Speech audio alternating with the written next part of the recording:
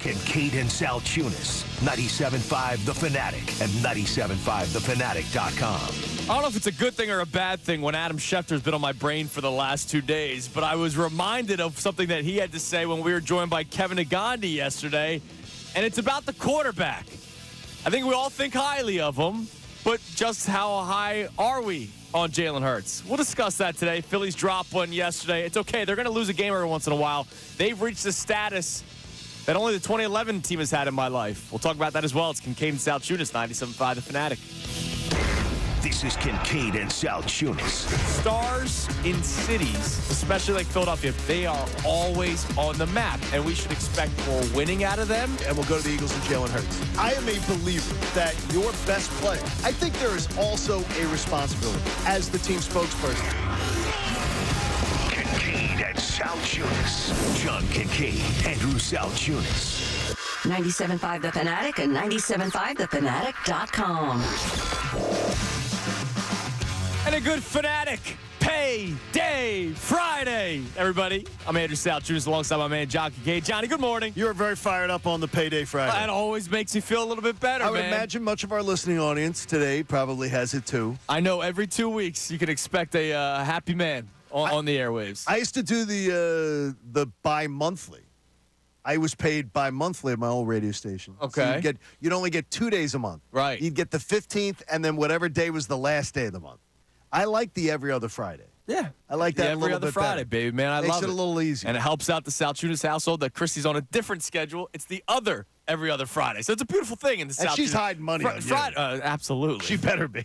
Absolutely. She better be. All right, so it's fitting that open play, talking about stars. Yes. And how they're always on the map and how we're always looking at them to do more and to win, which I think that's what we should do, even though there's a lot of people that don't do that with Jaylen Hurts, and we'll get to that in a second. But I want to talk about Jaylen Hurts today because it's been a strange week, John. I remember saying that on May 14th, we still had not talked about Jaylen Hurts pretty much the entire offseason. And now all of a sudden we're going to be talking about him 3 days this week because I asked the question about whether or not we should be holding Jaylen Hurts to a higher standard because I do think there are a lot of Eagles fans that give him a pass. And then eventually we got into Jaylen Hurts with Adam Schefter, and he said some damning things about him. And you have pointed out that Schefter doesn't always just come right out and talk about something. Sometimes you always have you got to read between the lines. He just straight up talked about Jaylen Hurts without anything else. And what's weird is that just to round back to our earlier conversation, when you spoke of Jaylen Hurts and you dared to bring up that he's on the clock. You can't have the 2022 season and follow it up with the 2023 season, and not have people go, right, what happened there? What's the real question? It surprises me, though, the amount of people that got infuriated with you over bringing that up. I have a lot less concerns, but the fact that you even asked the question triggers people. Yeah, it does. And I don't understand it when you've got guys like Schefter and them bringing it up, that this is real conversation around the NFL. He's the only time ever in my life where a quarterback was not with his feet to the fire at all times, right? And I get sometimes we go overboard with, oh, man, he's got to do this, he's got to do that. Like, people think Donovan McNabb stinks for some reason when he doesn't. He's the best quarterback in Eagles franchise history. You and I both are. Right. I mean, that's just the fact. He was the best quarterback in Eagles franchise history.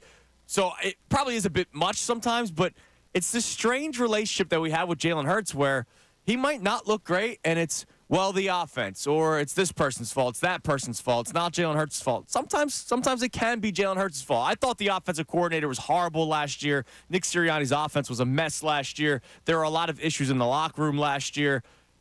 But sometimes it's also just the play on the field itself that can be blamed, and Jaylen Hurts can be blamed for a couple of things. So let's first start with Kevin Nagandi.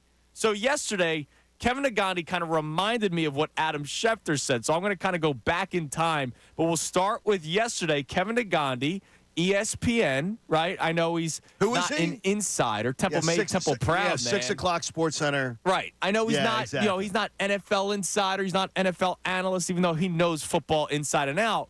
But here's Kevin Nagandi yesterday with us talking about Jalen Hurts. The biggest storyline, I think, all season will be Jalen Hurts. Who shows up? Do we have Jalen Hurts from 2022 under Shane Steichen? Do we have Jalen Hurts from 2023 under Nick Sirianni? And the second thing is, does this team play for the head coach? Because they did not play for the head coach the final 2 months. The head coach remained, but now he's the CEO, and everything was taken away from him, specifically on the offensive side. What do you hear there? Questions? What do you hear? Yeah, but what do you hear, too, is that, remember, Kevin hosts the 6 o'clock Sports Center. Kevin speaks with literally the biggest coaches will come on. Right. The biggest newsmakers will come on. The biggest players in the game will come on. When you hear Kevin say that, it tells me he's also hearing stuff. Right. He's an Eagles fan. Look, at dyed in the wool, he's an Eagles fan Yes. first. He doesn't hide it either. But he's also hearing things.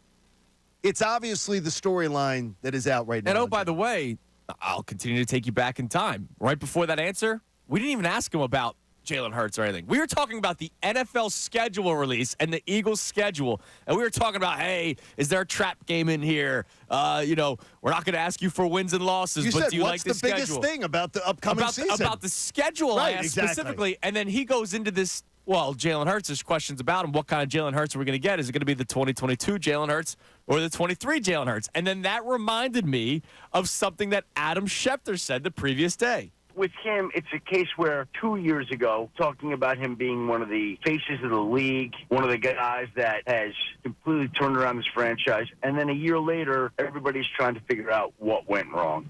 So what is the truth with Jalen Hurts? Is he a superstar, worthy of the contract that they gave him, or is he a question mark, the way that some people had last year? And right now, the only person who's going to be able to answer that is Jalen Hurts with his play this year. If Jalen Hurts comes out and plays great again, there are no worries. All set. All systems go. But if he comes out and is up and down and inconsistent, doesn't play well, which I don't expect, but if he has one of those kinds of seasons again, now we're going to start to be in a conversation of who's playing quarterback long term, right? I mean, you can't have 2 years in a row like the type he had last year and think that everything's going to be okay and that we're set at that position.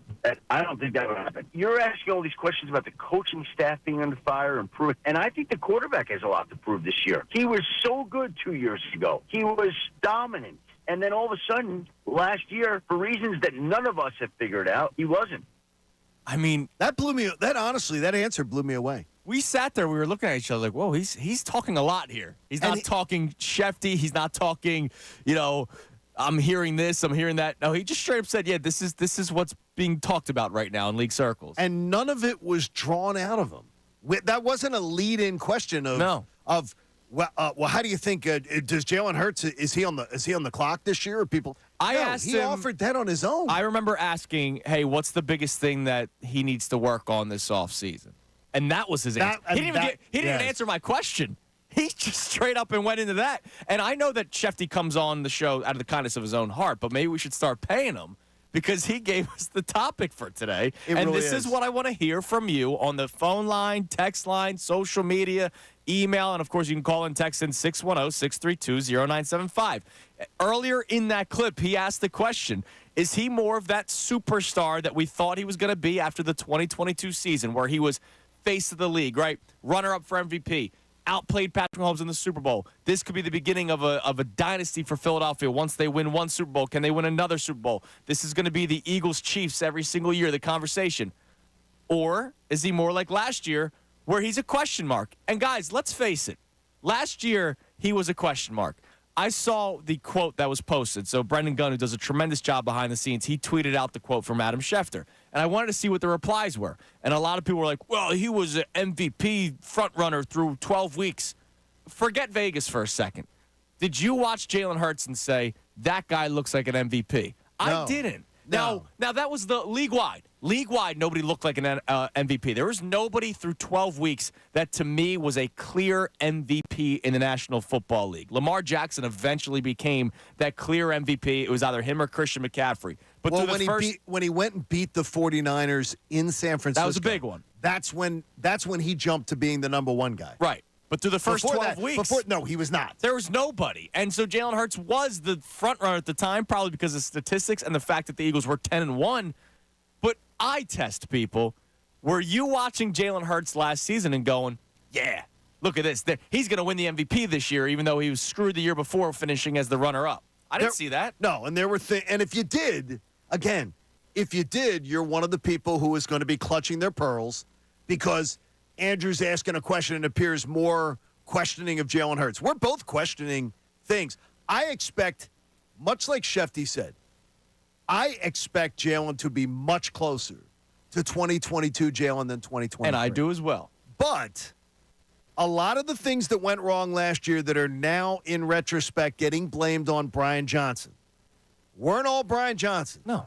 There were a hell of a lot of poor decisions made in RPOs. He was running into sacks. Fumbles. Brian Johnson didn't make him fumble. He had unforced errors and unforced turnovers throwing the football that honestly was uncharacteristic of what we saw the year before. And to me, that's between the ears. Whether he was in a good headspace with his coach, with the game plan, or whatever it is. But the one thing you bring up that is clear from the very beginning of this conversation, never in the history of this city has a quarterback not been able to be questioned, has not been able to be held to be like, what's going on? Are they having good games, bad games? Did they have good seasons, bad seasons? For whatever reason, and I can't figure it out, why Jaylen Hurts appears to be, people get so defensive. Right. If anyone dares to question Jaylen Hurts. And that's our second question today. And it's weird. Why is that? And it's weird. Like, I want you to tell me, why is that? And you could answer that question even if you are somebody that does question him or doubt him or whatever. But why is it that Jaylen Hurts, and maybe this is a beautiful thing. Maybe it is. I don't know if it's a good thing or a bad thing. What would be beautiful about it? Again, Donovan McNabb, while he was playing here with Philadelphia, you would think that he was Coy Detmer. I absolutely. And there are a lot of people that probably would have preferred Coy Detmer. How many times did you hear A.J. Feely's the guy? Oh, Kevin Cobb's the guy. The backup quarterback was the most beloved position in sports in Philadelphia, which was crazy, right? It was stupid. You would think that Donovan McNabb sucked the way that people reacted to him. Yes. I'm embarrassed. Yeah, no, you would. Jaylen Hurts, maybe it is a good thing that we don't always criticize every single play because we realize that, yeah, maybe a drive here and there might not look good, but in the second quarter, third quarter, remember 2 years ago, they were the historic best second quarter team in NFL history. They were blowing teams out by halftime. It was unbelievable. So they could have a slow first quarter, but then have that great second quarter. So maybe we shouldn't overreact every single time. But I do think there should be a balance because it does seem like he has been left off the hook at times. Does it make you look back? Do you look back at 2022 and ever say to yourself, was 2022 the fool's gold and 2023 is the real? Or was 2023 just a disaster and 2022 is what I believe in? I believe in 2022. I definitely don't. I'm not sure he ever puts a season as beautiful and as almost flawless as 2022 was again. Right. But because there's so much more tape on him, there's so much more adjustment to what he does that defensive coordinators are good in this league. But I really, if I start seeing things, if 1 month into the year, we got those 4 games before the bye week. If I see him looking like 2023, you'll start getting Jaylen worried. Hurts, oh, no question. No, the alarms will be sounding. Yeah. Those are 4 NFC games. 3 of the teams are playoff caliber. I'm going to tell you, it's everybody's on the clock, but Jaylen, it's okay to question. Look, it's okay to wonder. I don't have an answer between the two options you give me. I think it's somewhere in between 22 and 23. Now, I did not, and we've talked about this, I did not expect 2022 Jaylen Hurts to carry over into 2023. I thought that was asking too much. So you didn't? I didn't. I used the term regress. I used the term step back, but not step back or regress to a 12th quarterback. He's still top 10 quarterback in my opinion, and he still played like a top 10 quarterback last year. It just didn't look smooth. Every drive looked uncomfortable. Every single drive looked like they had to scratch and crawl their way to a first down. They had to push 4 times a drive just to get to the red zone, right? Like it just seemed so difficult last season. Nothing seemed smooth, and that might not have just been Jaylen Hurts. That might have been the entire offense. But I did not expect 2022 to carry over because I thought that was a lot. Only Patrick Mahomes is a guy that can do that year in and year out, and even he struggled last season. No, he struggled the first half of mightily the last year. year in a lot of It times. wasn't really until the playoffs that they started clicking. But I think last year there was a million things that went wrong. Like, I don't think it was just Jalen Hurts. But there were things that Jalen Hurts did do to lead to the Eagles' collapse. There were things that he had issues with from the beginning. Even when they were 10-1, there was very few games where you were like, that was a Jalen Hurts game. How much of what went right in 2022, though, was Shane Steichen? And that's one of the things that I think we find that out this year. We're going to find that out because maybe Steichen had the secret sauce to be able to use what Jalen Hurts does and to use it in the best way possible. I have so much faith, though. In Kellen Moore, I have so much faith, and I have just watched. I've gone down that rabbit hole of watching his offenses, and I really do believe we're going to see a happier body language. That'd be good. A more positive Jalen Hurts, and a more positive on the stat sheet Jalen Hurts coming into this year. The guy has been a winner, and I am one of those people who doesn't believe winners forget how to win. Right. And what made them winners. Yeah. So I'm expecting that him and Kellen Moore will be a marriage that will bring that out. But it's damn well all right to question. It is damn well all right to question. But you know what, though? You say that, people don't want but you realize it. If you say that video clip that we aired that Brendan cut up, we put out on social media earlier in the week, you got crushed for it. Yeah. And I don't understand why. Question. Like, I mean, Donovan McNabb was getting crushed going to the championship game or even a Super Bowl every year. And it's as if there's been too much cachet given to Jalen Hurts too early, in my mind. You too much. He's not bulletproof being the quarterback of the Eagles. He got paid for one season. One season he got paid for, and I'm not saying that was a bad deal. That was a great deal. They found their quarterback. They did. When you find your guy, you sign your guy, and right? you lock him down. But let's not act like he had 3 years before that where he was playing at this incredible rate, and, man, you have to lock this guy up. He had one very, very, very good season, elite season, and he got paid for it. Can he follow that up?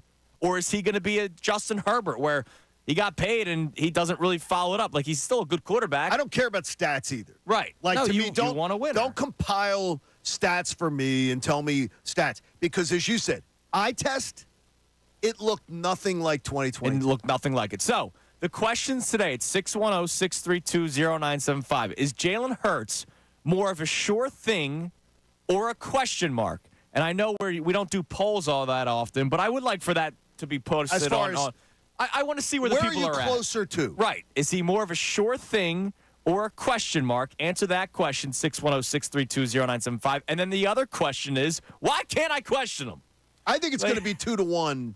I would guess that would end up more like 2-1 people saying sure thing. I would agree. But I think sure thing, though, is almost too bold a wording. Like, it's weird is that I am a Hurts believer. And, wow, I go, oh, okay, do I believe he's going to be an MVP candidate most seasons? I'm going to say right now I need to see more to believe that. I need to see more. John, if he's not an MVP candidate this year, we got problems. Kellen Moore. No, AJ Brown, MVP Devontae candidate. Smith. Right, MVP Dallas candidate. Goedert. Right. He's got all the tools. He's got all the tools. There are no excuses for him this season, which is why I've been saying hold him to a higher standard. No built-in excuses of, oh, well, they don't play in the preseason. Oh, there's a new offensive coordinator. A lot of the responses to Shefty's quote on Twitter was, Schefty, the coaching staff sucked last year. All right, well, we're excited for this year, right? We're all. Okay. I don't think there's anybody that's not excited for Kellen Moore. So, again, there better not be any excuses. No excuses this season. And then I also want to hear from you, why can't we even question him sometimes? I feel like there is this protective feeling toward Jalen Hurts. Like, people almost need to protect him. It goes back to the days when he first got drafted. There were people that I think went overboard in protecting the draft pick. Why do we feel like sometimes we need to protect Jalen Hurts? And is it a good thing? It might be. I don't think it's a good thing. It might be because it might be a change of society here in Philadelphia. Tell me why it would be a good thing. Again, it's not always bitching and moaning and freaking out. Yeah, but there's a middle ground to that. There is. You're allowed to question. Is there a middle ground, John? In the city of Philadelphia, is there a middle ground? Dude, in life, is there a middle ground? Man, you can't, in politics, you can't find a middle ground. There's no middle ground anything. No, but I believe that, to question is not to deride. For you? I don't believe when you question somebody, you deride them. Yeah, well, some people can question fairly. But But then there's people that that say this dude stinks. Get him out of here. Look, I know it, and it's weird. Is that I do believe you're right about that though, Connor. Is that very little do we see in society today where anybody's willing to have a almost middle of the road opinion It's on amazing. anything. Everything's got to be disaster or it's great. All right, so coming up next, we'll get your reaction on those two questions. Question 1, is Jaylen Hurts more of a sure thing or a question mark? And then question 2 is, why do you get so defensive when Jaylen Hurts is criticized or questioned? It's different. We've never seen something like that in Philadelphia. I wonder if we'll get somebody that will call that will question that. That will give you that answer. That would be nice. 610-632-0975. You can call in or text in. And, of course, coming up next, we'll react to the Phillies game last night. Tough one. But, man, this team just continues to show fight. I love that. We'll react to the Phillies game yesterday as well. It's Kincade and Salciunas, 97.5 The Fanatic. Fanatic Sports Update. Phils fall to the Mets. I'm Connor Thomas in this update.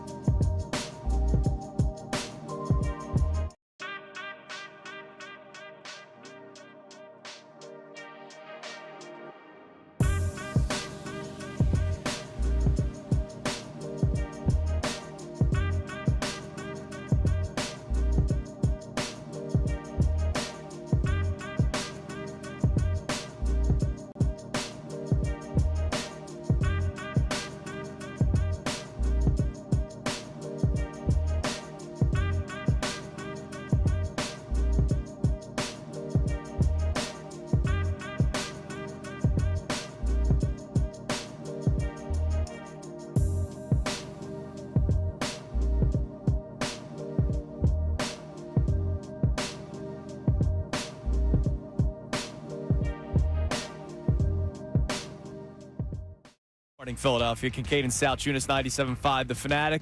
I was told that we have a boatload of text messages coming in about today's topics, whether or not Jaylen Hurts is more of a sure thing or a question mark. And then the second question for us is, why can't we question him?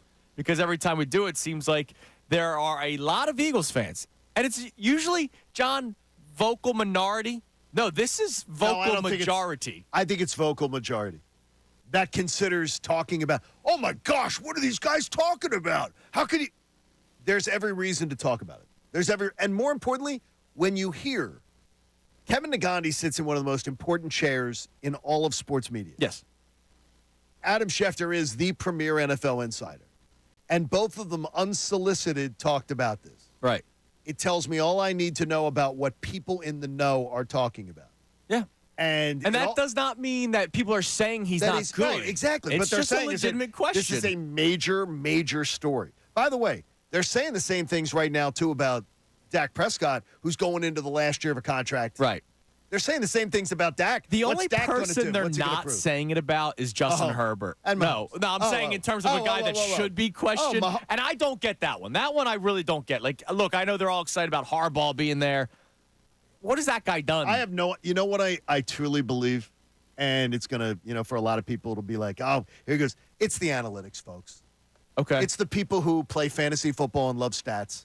Because if you think Justin Herbert is an elite quarterback, you're basing it just on stats. He has fallen short disastrously in so many big spots, and he turns the ball over in terrible spots. He was leading 27-0 in a playoff game at halftime. Right.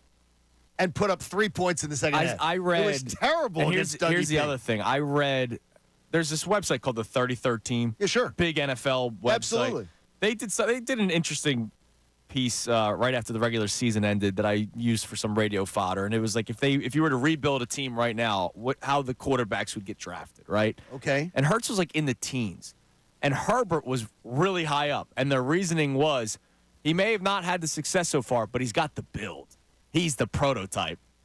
I don't care. Carson Wentz the prototype. There's a lot of prototypical quarterbacks that end up not being all that great. You know who used, and somebody that I have been, to this point, I think really wrong about, because I thought he was going to be a Peyton Manning one step down.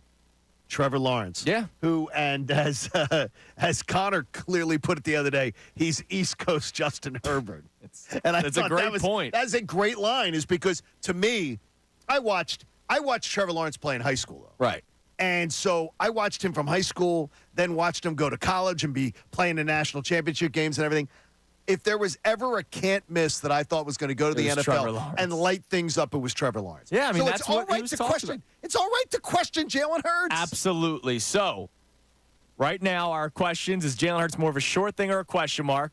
And why can't we question him? 610-632-0975. We'll get to the texts and the calls in a second. But Phil's dropped their game in the Mets yesterday. Are we calling it a 4-game series? I know it was 2 in New York. It was officially two-game series. Yeah, I don't care about officially. All right, they took 3 of 4 against the Mets. Let's say that. No, it wasn't, because you can't say that the Phillies won. All right, it's so easier to digest if we just call it 4 games. It is, but when you start to talk about what they talk about on games is the Phillies have won a certain amount of series. You cannot say that they won that series. I'm going to say it this way.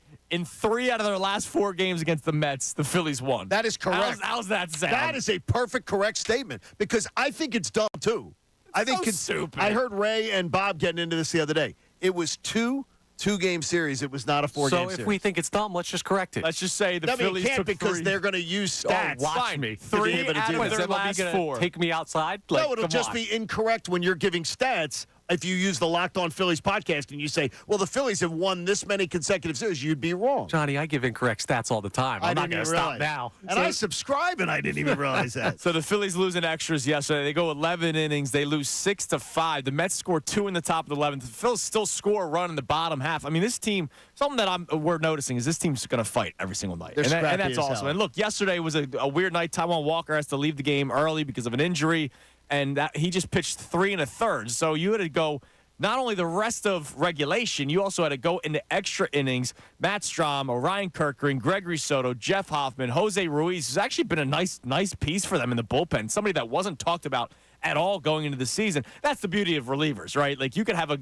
Sir Anthony Dominguez who then all of a sudden forgets how to pitch, and then a Jose Ramirez or Ruiz who nobody's heard of and goes out there and gives you 2 shutout innings. How much did you expect of Hoffman going into last year? Nothing. And then Hoffman ends up being really one of my favorite pitchers to watch. He's been a and go-to last night guy. got screwed by some bad luck. Yeah, I mean, he took a When he took that grounder drive off his shoulder, was it right. up off the back of the shoulder? Yeah, it was I tough. guess when he ditched, and plus is Bryson with a bad error. Yeah. To start that inning, Uncharacteristic. uncharacteristic. So, it was just a strange night. Phillies lose to the Mets yesterday, 6-5, but now they start a series with the Nationals, and I think Win we another all series. expect them to bounce back. So I have a Phillies question that I want to get into later on this hour. But Connor, what kind of texts do we have coming in on our topics today about Jaylen Hurts? We got a bunch of people checking in. We got some first-time texters as well. We love that. And let's start out here with Ray. Ray says he's a Jaylen fan. I believe in him. However, the only reason why I may have doubts about 2022 is because we've seen more of the 2023 Jaylen so far in his career. It was eerily similar to the Jaylen Hurts we saw in 2021. I thought he looked better than 21, but he made more mistakes. Hear me out. He still looked like a better quarterback last season than 2021, but the turnovers were an issue last year. I think what Ray's trying to say is it looked like the same type of mistakes, right? Okay. It wasn't like he was reading things differently, and instead of not reading a defense, he was just making errors. One read quarterback, which was a lot of concerns. It did feel like that at points. It did. I definitely think that he looked closer to 2021 Jaylen Hurts last year than 2022. Absolutely. And that does scare me. Now, I because- think we all expect that he's the guy that will work hard and get better. I remember I going have no into worry. 2022 where I didn't even think that highly of him going into 2022, but I remember saying, look, if there's anybody that's going to work their rear end off to try to get better, it seems like it's Jaylen Hurts. Remember, he was working out with Tom House and all that kind of stuff, so I was excited about that, and I'm expecting him to be better this upcoming season. Is it because of he himself getting better? Is it because of the coaching staff? Is it because maybe the locker room's better? Is it because now you have more talent around you with Saquon Barkley? I don't know what the exact reason will be, but I do expect him to be better. Yeah, I have no doubt that he's going to be better. And that's probably blind faith, but I'm also not going to be of the drones who will just blindly defend Jaylen Hurts for what last year was clearly a step-back season. Which a lot of people are doing, and that's why our second question is, why should we not even question Jaylen Hurts? 610-632-0975. Let's go to Jamal in North Philly. Jamal, you're on 97.5 The Fanatic. Hey, how you guys doing? What's up, Good, Jay? buddy. All right, hey, good. I just feel like it shouldn't be questioned about Jaylen Hurts. We see what he did in the Super Bowl. We see what he did for the first 11 games of the season. We know that they didn't make good adjustments with the new coordinator and things of that nature. With Kellen Moore coming in, an established offensive coordinator, his talent, I feel like he's going to be even better. And this may be an MVP season for him. I So- didn't see first 11 games of the season, though. That's the first thing I wanted to disagree with you, I didn't think Jamal. he looked that great. Like statistically, there were some games where he had nice numbers, but it took until week 3, Jamal, the Tampa Bay game, for him to make a play where you said, all right, that's the guy I saw last year. Week 3, the first 2 weeks, Right. it was a disappointment. So this is my question. When you look at a team like Baltimore, San Francisco, when they having a bad first quarter, they come out with the right adjustments. I feel like our adjustments wasn't correct. Like when you got a coordinator calling plays and the whole team not feeling it, that's one of the reasons I think everybody gave up. They didn't believe in the system that was being ran. You know what I got to tell you, though, is that, Jamal, that's bad to me if you had professionals that were giving up. I agree. And I've heard people say that, and I don't know that you're wrong. But to me, that really sucks. With all the veteran leadership the Eagles were supposed to have in that clubhouse, I'm shocked that they would have been given up like that. I totally agree. But at the same time, if you play for a coach and he keep calling this one play that never works, it's like eventually. Look, Brian Johnson. What is he doing? Look, Brian Johnson definitely deserves blame. We appreciate the call, Jamal. But His play calling was so it was predictable. horrible. It was horrible. It was the same thing. I remember during the playoff game, I was at Barnaby's. You're at Barnaby's in as Westchester. you know, and I was watching the game with Pat Egan and a couple of the great members of our Fanatic Street team. Sure. And it was one of those moments where the drive was just stalling. And it was like a 3rd and 13. And I said, watch this. Here comes the bubble screen that they hope to get like 6 yards on, 7 yards on, so that they can then try to go for it on 4th down. And they're going to get stopped at the line of scrimmage. And it exactly happened. And this is just me. Like, I'm not breaking down film. No. I'm not going to lie to you, right? Like, I don't have, I'm not going into my lair and studying the all-22. I'm watching the freaking game, and I go, here comes the bubble screen. I got to tell you, there's nothing I like more. I love the NFL Plus app. Mm-hmm. I've got that, which has cost me like $75 a year, where you can see the all-22. And I say many, many times, I'll watch it, and I'll go, okay, I'm learning stuff, but there's a lot of stuff that I still don't even understand what they're showing you, right, and what they're teaching you. You can say, oh, yeah, go, you study all the film you want. You know when you see good football and you see bad football, it's pretty you clear. know it. You can be not a casual fan, but if you're a good fan of football, you watch a lot of football. You know good quarterback play, bad quarterback play, good running back play, bad running And that's why when people say, well, he was the MVP frontrunner through 12 weeks, did you really feel like he was playing like an MVP? There was one time. When was that? The end of that Buffalo game. He Yes, felt he did. Oh, my God, he was awesome. The walk-off touchdown with the arms spread wide. I was like, this dude is... He did. He's special. He did. He had a great game. That day reminded me of the Super Bowl performance. He had a great game against Washington earlier that year. Remember, the defense was the reason why it was such a close game. But let's face it, the first 12, 13 weeks, he had a couple of games where you said, all right, that's what's making me feel really good. Week 3 was the first time I saw him make a play. Week 3. Terrible.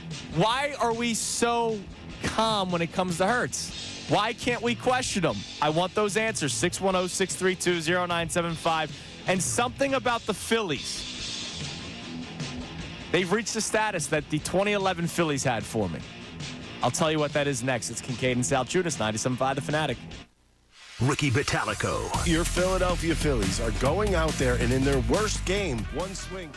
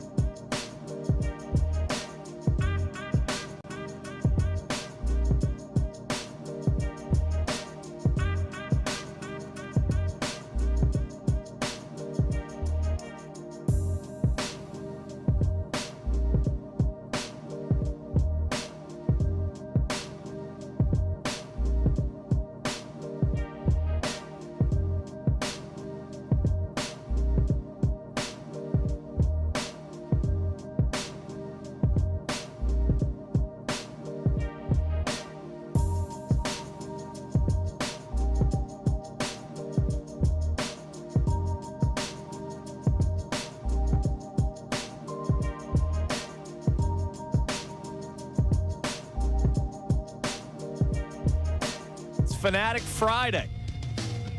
Should I call it a Football Friday? I think it's fine with that. Look, we're all dying for football. Yeah, I know we are. We've reached that point. I mean, look, I don't like to wish away summer or like to fast forward time. We're not wishing away don't. summer by doing this. But, now that we have the schedule, now that the draft is set in place, give me at least the first day excitement of training camp, and then we all realize that it's boring and we want the regular season. Well, we could live tweet it. Yeah, man. Incomplete by Jaylen Hurts. 7-on-7s, baby. Before we get to training camp, can we get a ray of sunshine? Yeah, that would be nice, dude. This weather's on crack. No. How about? And I'm going to take. Hey, I'm going to take the great Adam Joseph at this one.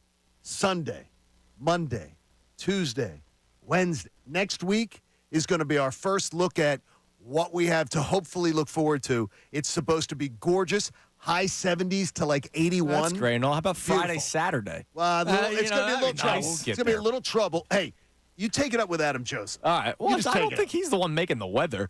Somebody else is. It's the Fanatic Friday presented by Cecily Pumpman Philly Tynan? for You think she makes 24/7 emergency repair and pump replacement. Count on Pumpman Philly. The guys know to fix your Oh! flow. No, man, it's the chemtrails up there. Come on. It could be. It's a conspiracy Friday here on Kincade right, and move on. Salciunas.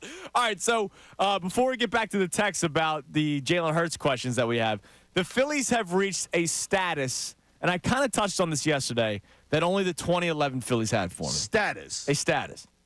Explain. If they lose a game, I go, all right, they'll win tomorrow. That's how I feel. Like, that's how good they have been this year. I didn't feel that way the last 2 years, right? Like, even though they got to the World Series 2 years ago and they got to the NLCS last year, and I had the information that they could start off a season slow and still do something in the playoffs, which is what they did 2 years ago, and they did it again last year. You're always waiting for that.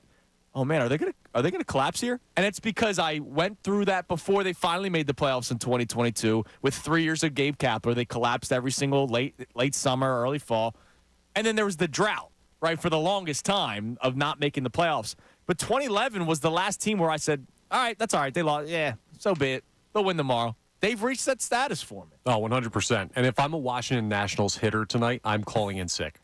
Because you're getting pissed off Zach Wheeler. Have a good day, boys. Yeah, after his last outing that did not necessarily go well. It did not go well. And by the way, they pointed out there's something about that building he doesn't like. I heard them talk about it on the game the other night. Buddy, there's something about that building the whole state of Florida doesn't like. That's a empty whole all nother. the time. That's a whole Yeah. nother issue. It's the idea is that either the lighting or something like that. He misses the dolphin They statue. don't like lighting. It could be. I hated that thing. Oh, my gosh. But, yeah, so the Phillies have reached that status for me. No matter who's on the mound, I'm expecting to give you a good outing. And if they don't have their best stuff, we know about this bullpen. You saw it last night. Taijuan Walker leaves early with an injury, and you got a big day out of your bullpen, and now you have to hope that Zach Wheeler does go deep into the game tonight. That's why Aaron Nola's start was so important the other day, going the complete game shutout. It was able to save the arms in the pen. If the starters aren't great, I know I have a great bullpen to back up the starters. And, oh, by the way, I know that my bats, no matter what the situation is, no matter how slow of a start it could be in a game, I'm expecting them to score 5 runs a night at this point. Any worry about Alvarado at all? No. Not even the slightest concern about Alvarado. No, if it's an innings thing, they could shut him down at some point. Exactly. He's still got ridiculous stuff. He can be totally unhittable, or he can be very vulnerable. Yeah, but that's not new. That's who he's always No, been. I understand that. So that's where I do have some concerns, I would say. I got you. At times. But then the offense will back you up. Ready? Well, last night, Just think about this for a second. Here are the last couple of games. 5 runs last night. 10, 4, 5, 6, 8, 8, 3. That's beautiful. 3 is the low number of runs. Bunch That of goes- underachievers. That's 9 days ago.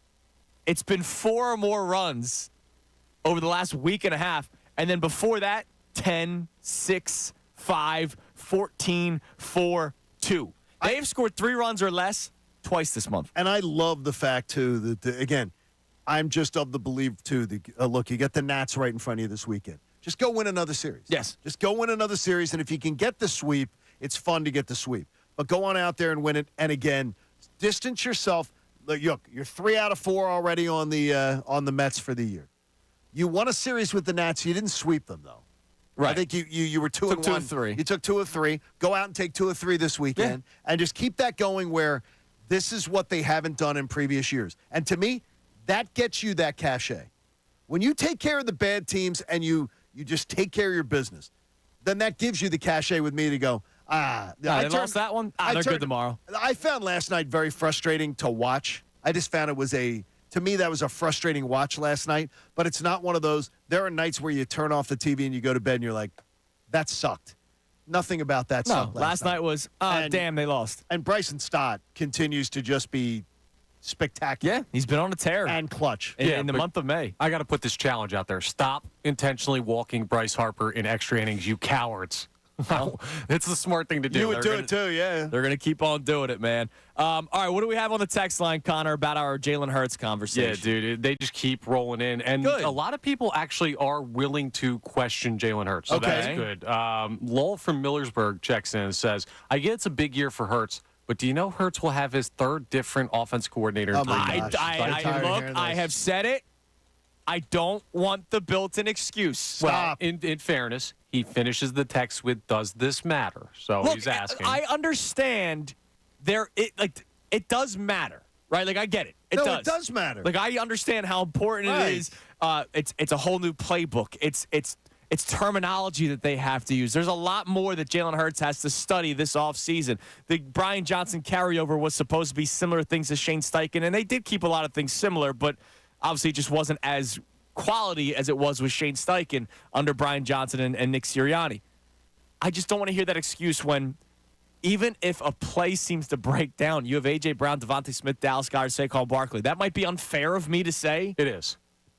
I don't care. We need to at least acknowledge that it's a difficult circumstance, but we can assume that Jaylen Hurts is going to succeed in spite of it. And I've seen so many quarterbacks, elite quarterbacks, have new offensive coordinators. Yes. Right. I totally agree. And with you.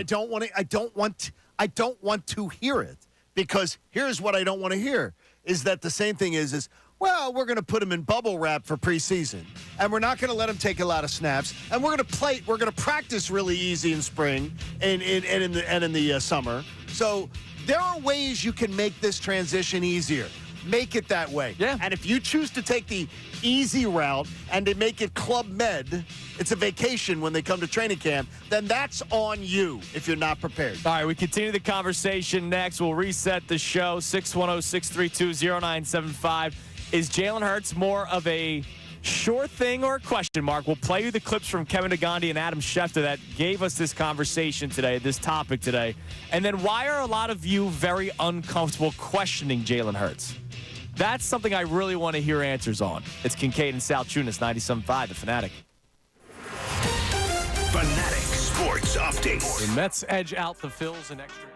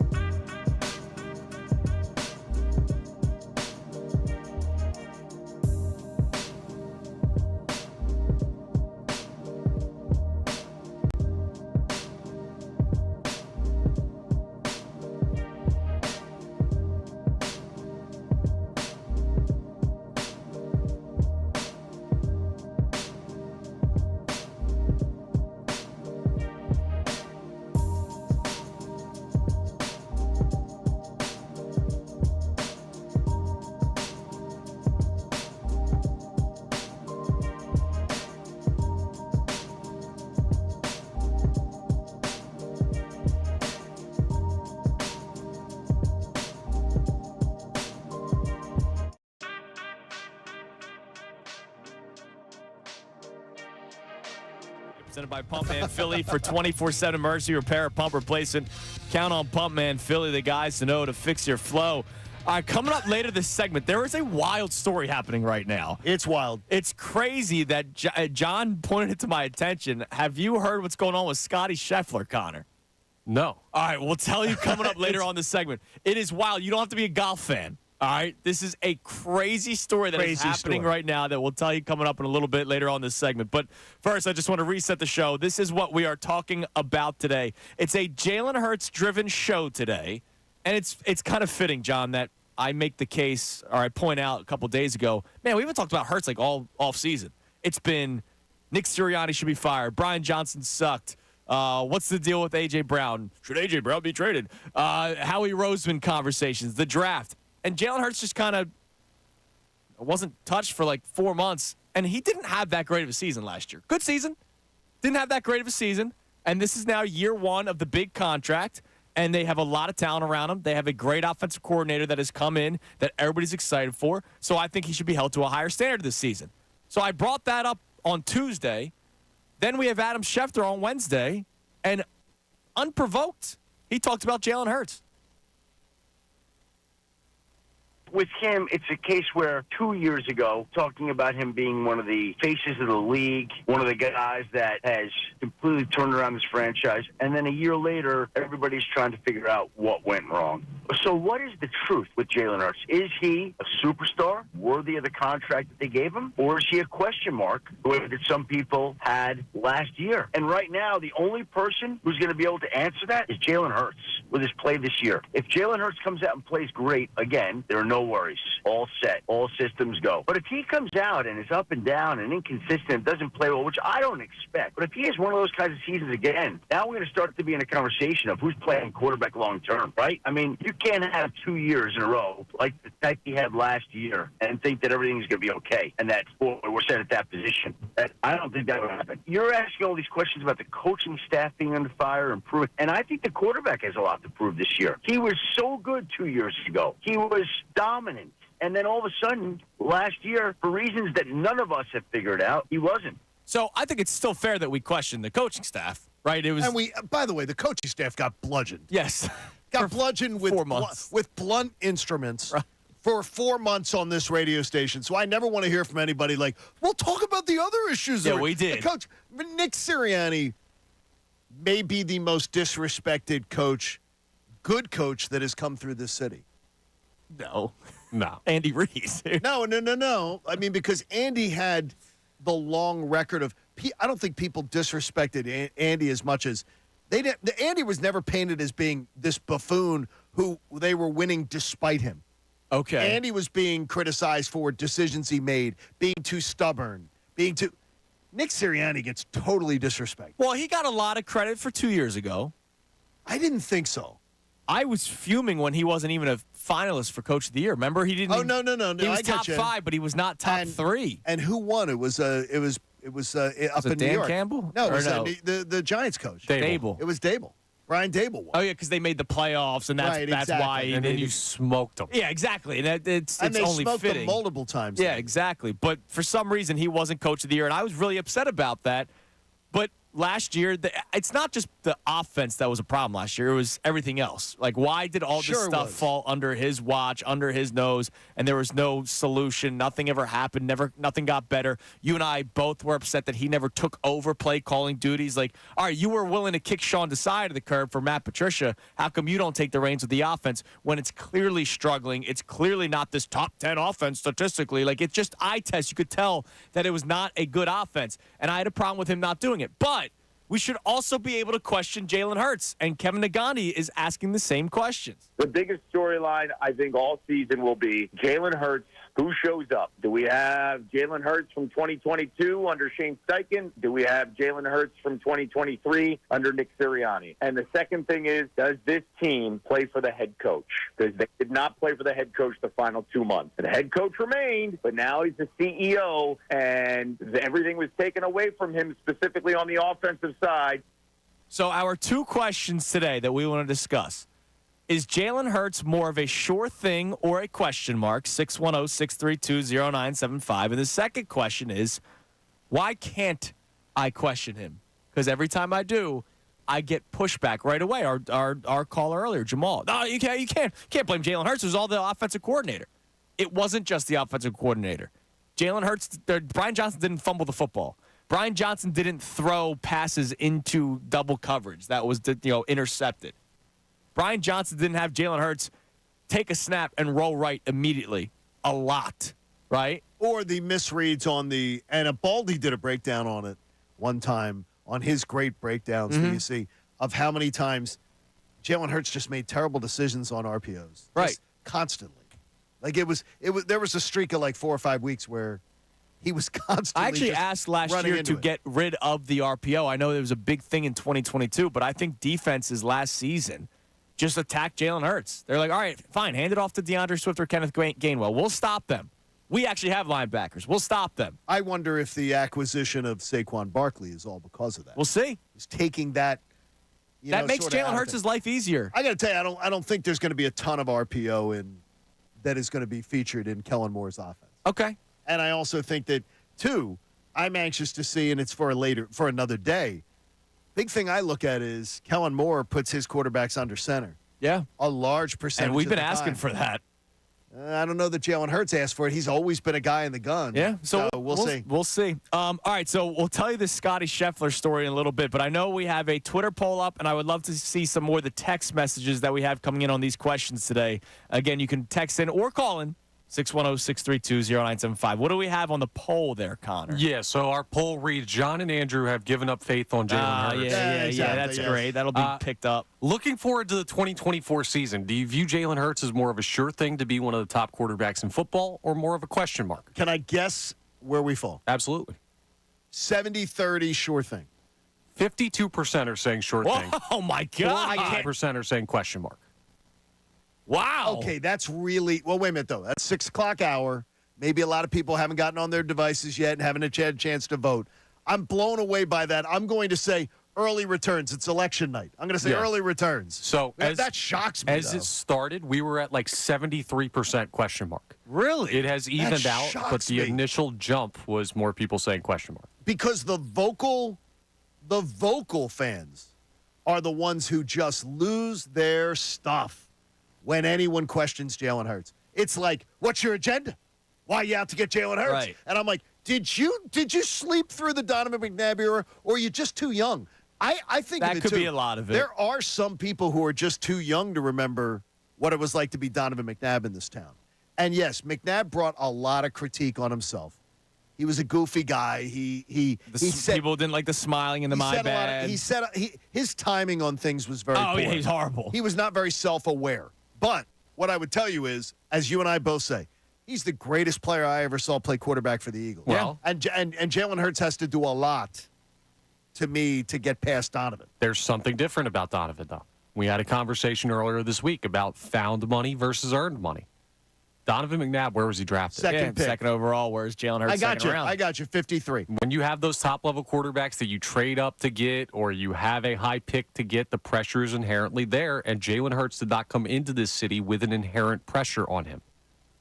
By the way, wild. I just updated the poll on my own Twitter account Okay. here. Now it's 51-49. We're getting closer to 50-50. I got to tell you, I'm completely floored by this, but I think it's wild. I think Now, it's wild. Michael checks in again, Okay. and this goes back to the conversation of why can't we question him? Because it always seems like if you do, somebody gets upset or somebody wants to make an excuse for him. And look, I do believe there were other issues last year. Not just, like I don't think Jalen Hurts stinks. I think there were a lot of issues last year. I don't think the play calling was good. I don't think the offense was good. There was a story that came out the day of the playoffs that Jalen Hurts for a while was upset with the direction of the offense and tried letting it be known, and his voice wasn't being heard. But Michael checks in. Jalen was hampered last year by bad knee, poorly timed play calling, clueless offensive coordinator, predictable offense. Jalen was an MVP, top 3 candidate up to Game 12 last year when the entire team derailed and a head coach who had no answers. So none of last year was Jalen Hurts' fault, according to Michael. And Jalen also was a reason you lost a game directly because of the fact that him and A.J. Brown decided to play hero ball. There's a lot of and if you believe that you watched, now that Buffalo game was wild. It was great. In the pouring rain and everything. And remember, too, without a 62-yard field goal that sent it to overtime? Yeah, by Jalen, by In the driving, Jake Elliott in through the the rain, driving yeah. rain, I think it was 61 or 62 yards. Without that, you don't go to overtime. Yeah, you lost. But Jalen kept answering the bell in that game. He did, absolutely. It was fantastic. Like, look, he showed moments of 2022 Jalen Right. Hurts, but that's my beef. I don't want moments. Well- I want a season. Like, I remember back in 2021, I used to do the Eagles postgame show, right? Right. And I remember a call, like, I talked about, wow, Jalen Hurts finally threw, like, a back shoulder pass. And somebody, like, what do you mean, finally? Like, well, he's done it once, like, all season long. Like, I need that every single week for me to believe that a guy is a franchise quarterback. Last year, he had moments. I want a consistent season. Now, I need a consistent season from the whole team. It's not just Jalen Hurts.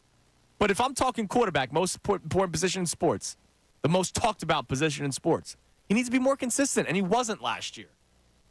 Everybody brings up this MVP thing. He wasn't great. No, he wasn't. He really wasn't great. Now, the whole league wasn't great. But then what happened? Other players started playing better. They ascended. He did not. You saw players ascend late in the year. You saw it happen. Lamar Jackson ascended. Brock Purdy ascended.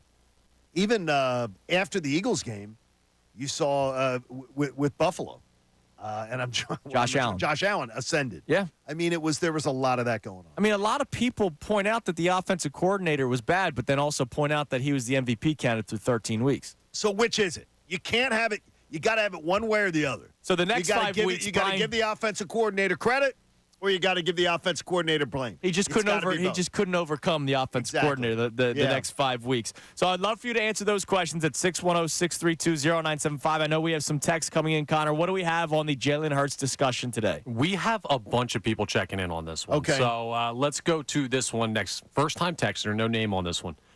The Hurts storyline is sounding a lot like Wentz. Offensive coordinator is key. One good year, then not sure what we get.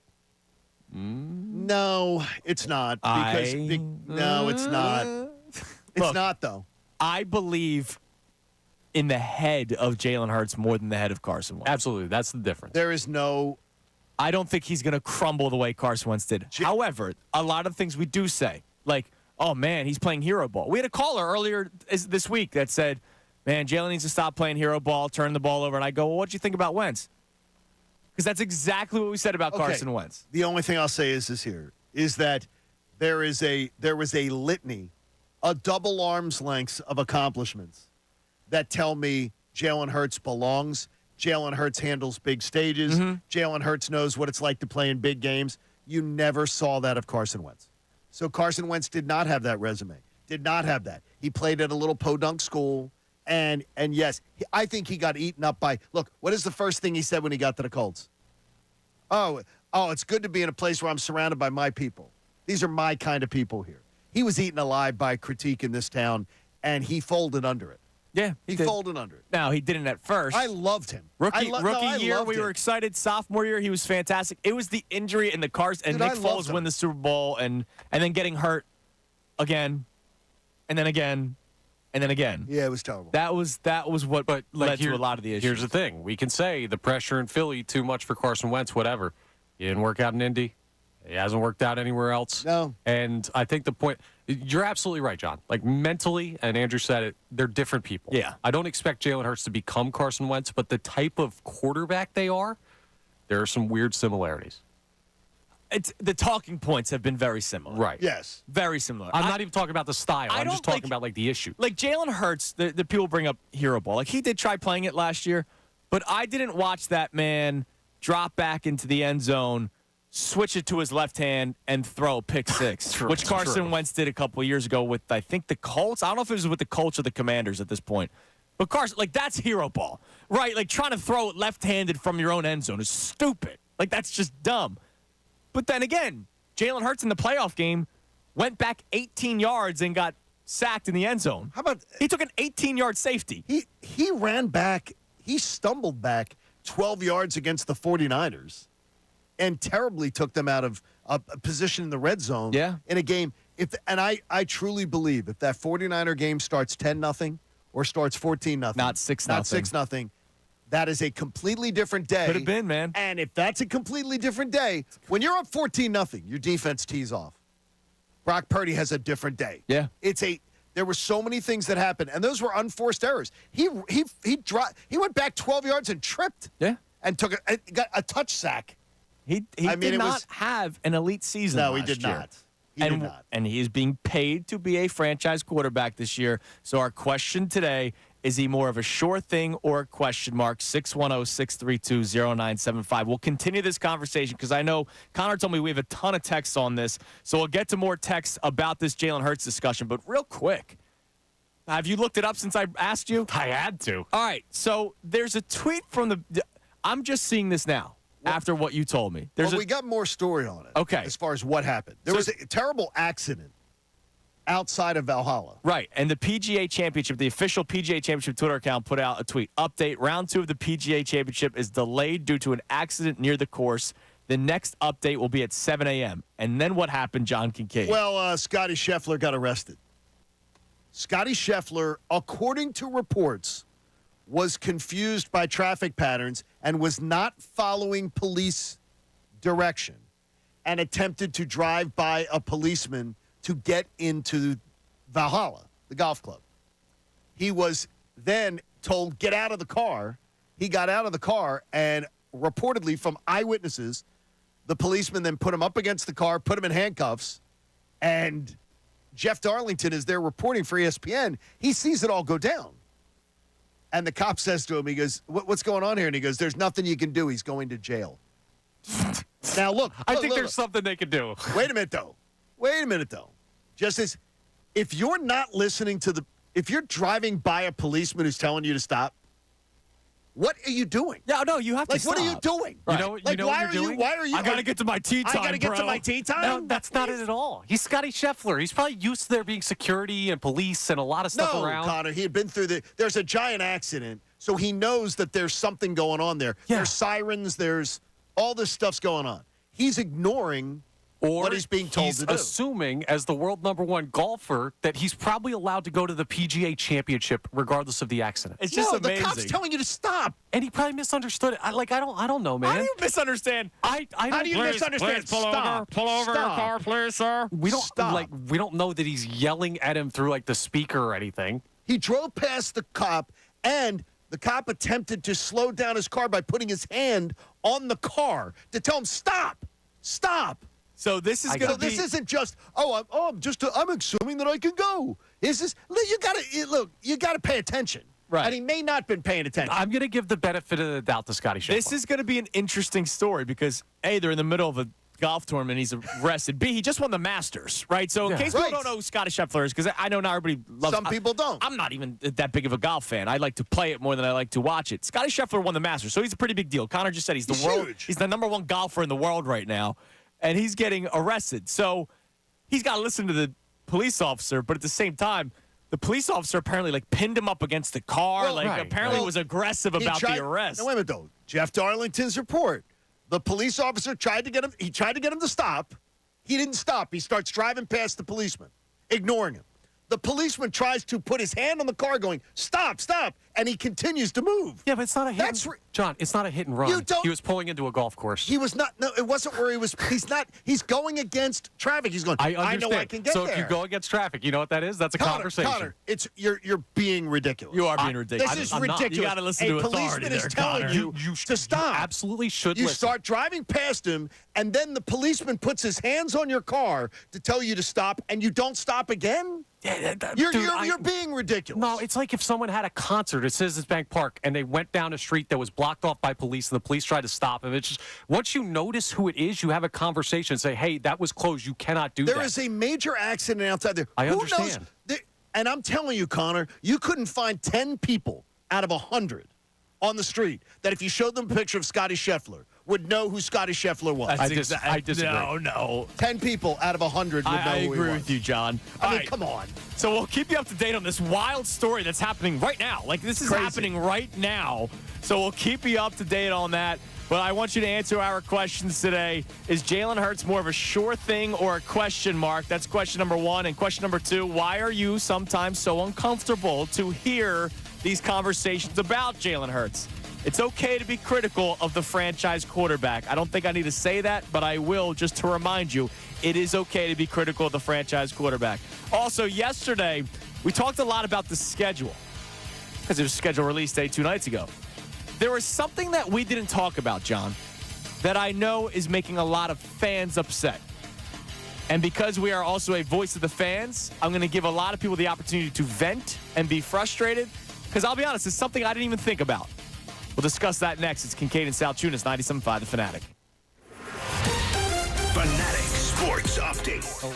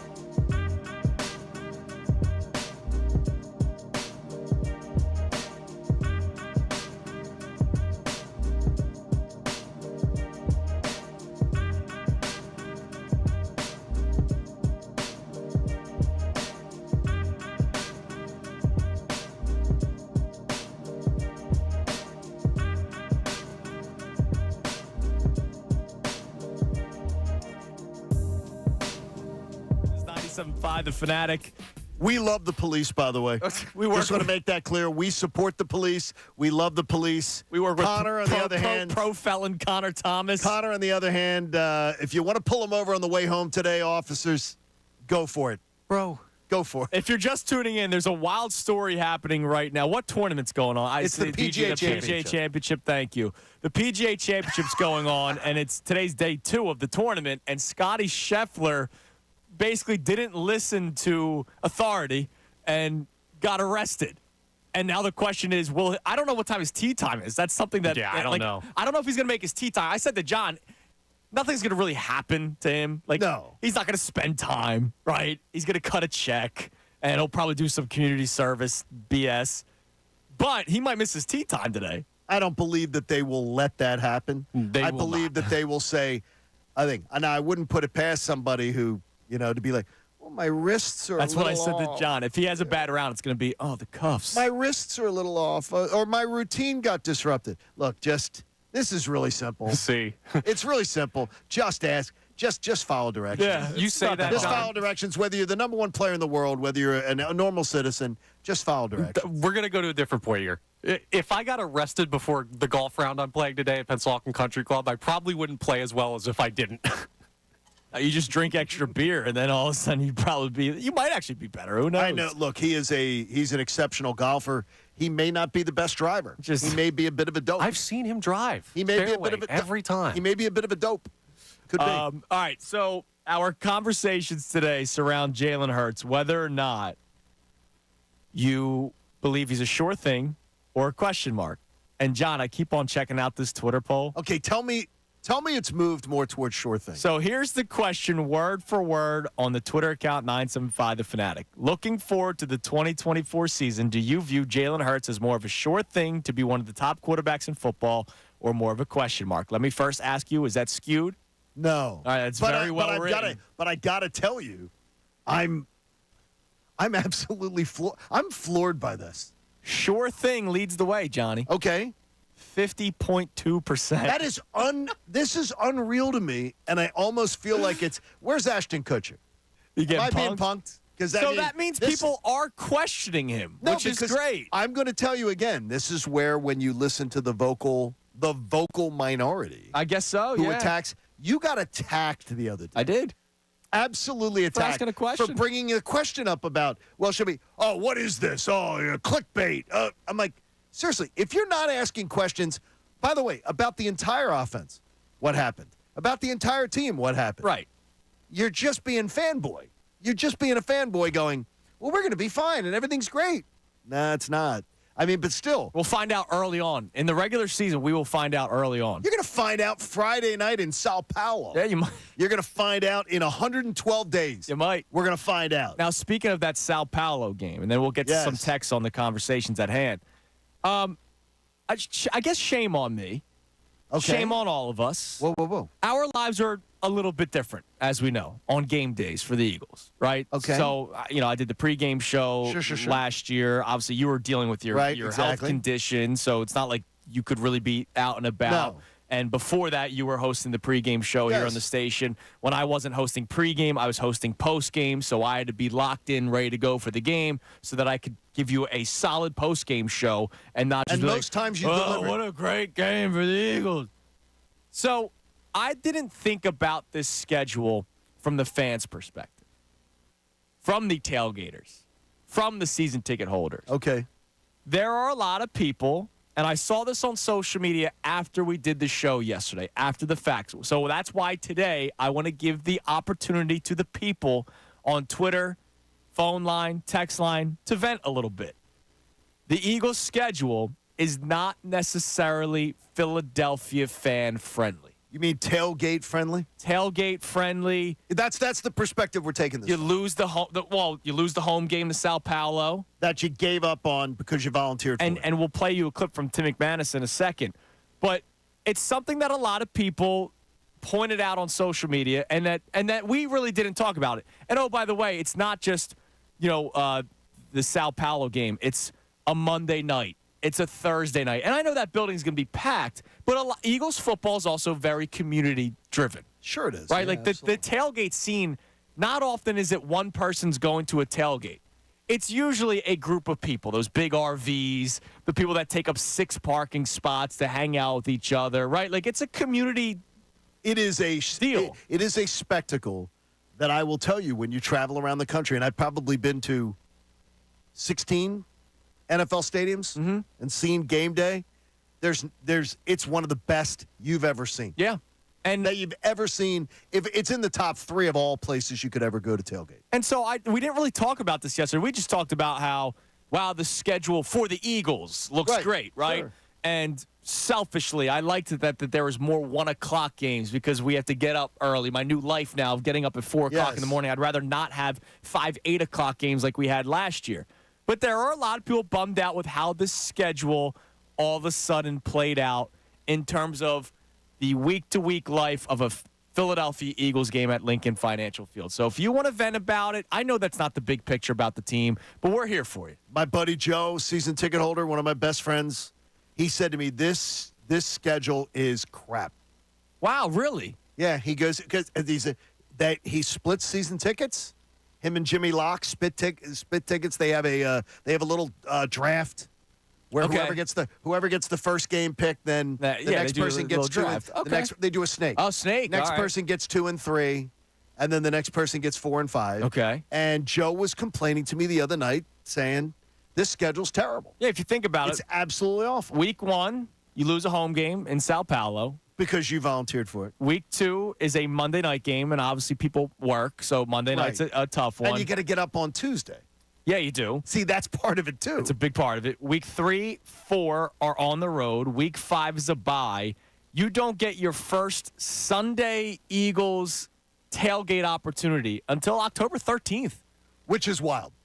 That's October wild. 13th, and then it's at the Giants, at the Bengals, home against the Jags, but when's the Jags game? Sunday night, November 3rd. November 3rd. Yeah. So you're talking about a season that begins on September 6th. You got 1 home game in October. One home game in October. Yeah, 1 home game in October. You got a Monday night home game in September, 1 home game in October, a 1 o'clock, and then you've got the start out in November, and then you get a cavalcade of games. And then obviously you have all those opportunities to tailgate in the second half of the season, but as a lot of people like to point out, it's going to be freezing cold at that point. And there is a vibe when it's much nicer out early on in the season. Did you see much complaints about that? I saw it all on Twitter. We didn't talk about it all on the show yesterday. No, but this is something that's not remotely on my radar. Like, I don't even think about this. I got you. But that's you're also, not a but again, go-to-the-game and tailgate. Our lives are different. No, I understand. I remember, dude, you were here during the COVID days, right? Absolutely. You were here. Okay. I remember doing a show where not 50%, but 30, 40% of people, we did the poll and everything, that didn't even want football back because they couldn't attend. What? They would rather have had the season just been canceled because the whole no fan thing, no tailgate thing. So they didn't want to have it. Yeah. Because of how big of a deal that is for people. Okay. I thought it was crazy. Okay, look. I want sports. Last year, I think I'm pretty attuned to be able to speak to this. Yes. Last year, I was not allowed out in big crowds. Right. So I didn't get to go down to the stadium complex where I love it every single year. Yeah. And to be able to do that. I'm shocked. Because it is, I still wanted football. Of course you did. I wanted to watch football. I love going down, and I love being at the stadium complex every single home game. Right. If you told me I couldn't be there, which I couldn't be last year, I still wanted football. Well, I can't imagine people are doing that. There's also a lot of, how do I say this nicely? There are a lot of Eagles fans that are fans of the environment and the event. Yes. And not necessarily the game itself. If you go to a bar, I did a watch party at a place in Center City. Tyrone and I did 2 years ago, the year they would go to the Super Bowl. And this bar was packed. Okay, so hundreds and hundreds of people everywhere you live. Couldn't move. And 90% of people were wearing Eagles something. Were they watching intently? Nope. See, that drives me crazy. Nope. So what were people doing? They're just hanging out. They were 21 to 25-year-olds at a club in Center City. And they weren't watching the game. No. or they were just paying attention to it lightly? They're going, they scored a touchdown, EAGLES. There are a lot of people that aren't watching it like we are. And again, our lives are different. Like we get paid to quite literally talk about them. Can't sound like a dope. Well, we can. Don't underestimate us. Don't ever underestimate us. No, I'm a little shocked at that because I can't imagine. Why? Like, what are you doing? See, this is why we didn't. We didn't bring it up yesterday. Yeah, we didn't bring because we're not looking at it the same way. But there are people that look at it that way. I hate going to a big crowded bar to watch an Eagles game. When I can go games because I'm distracted by all the people around that I can drown everybody out. No, Really? John on this one. Yeah. So in the middle of That's why I'm pro. I can do those watch parties. I can host the watch parties for the station. And you can stay intently focused on what's going on. Yep. I can tune everybody out. Wow, I can't. I don't even know what you're saying right now, John. Really? So you can do that much? I've seen you do that. You glaze over, though. My wife calls me out on it all the time. All right, so I want to get some reaction on that as well. 610-632-0975. We're talking about Jaylen Hurts, but for those of you who are upset by the schedule from an Eagles fan standpoint, we are here for you to let you vent because it's something that we didn't think about at all yesterday, and maybe shame on us for that. Coming up next, speaking of the Sao Paulo thing, Tim McManus weighed in, and he said something pretty damning about the Eagles' decision to take that game. It's Kincade and Salciunas, 97.5 The Fanatic. The real and inside story on the Phillies is on the best.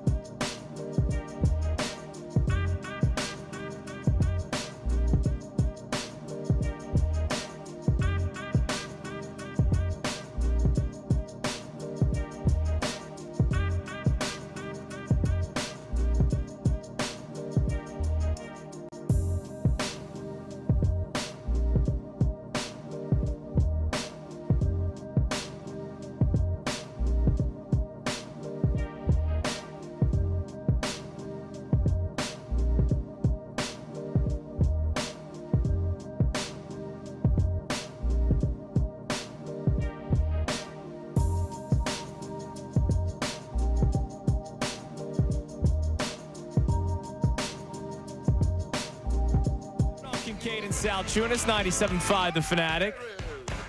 Our main topics today surrounding Jaylen Hurts, whether or not he's more of a sure thing or a question mark. The poll has been fascinating. It's pretty much 50-50.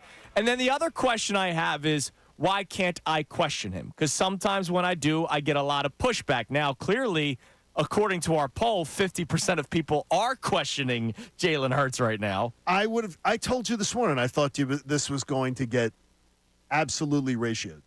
3-1 And or it's more. not. But the people that aren't questioning him are very passionate about not questioning him. Correct. Like, I'm gonna go to a call right away because I Okay, know let's do somebody who's very passionate about it, and he drives me bananas. But I love him. But he's fun. Let's go to Jay in West Philly. Jay, hello. Jay, come on. Radio, sir. Jay's not. Put him on. See, I Come try on, to Jay. set him up.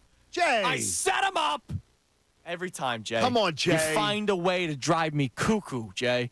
But I know he's going to be very passionate about defending Jaylen Hurts, and it's going to be everybody's other's fault and not his. So we'll get to Jay in a second. But let's also talk about this schedule because we didn't talk about this at all yesterday. How this schedule is not pro-Eagles fan, the fan that goes down, the fan that has season tickets, the fan that does the big tailgate, gathers with their friends and family. Here's Tim McManus yesterday on the best show ever talking about maybe not the greatest decision by Jeffrey Lurie and the Eagles to take the Sao Paulo game. What does it benefit Eagles fans that their team is playing in Brazil? It doesn't. It doesn't. And so there's give and take here. In order to expand their wallets, in order to expand the game, it means that you have to give something. And really, who's giving it? The fans are. I guess Eagles-Packers should be in Philly, man. Yeah, it really should be. I've been saying this since the beginning. You have been. Because you volunteered to do this. And it's a big game conference-wise. It's a monster game. Jeffrey Lurie volunteered to take this game out of Lincoln Financial Field. And he is absolutely right.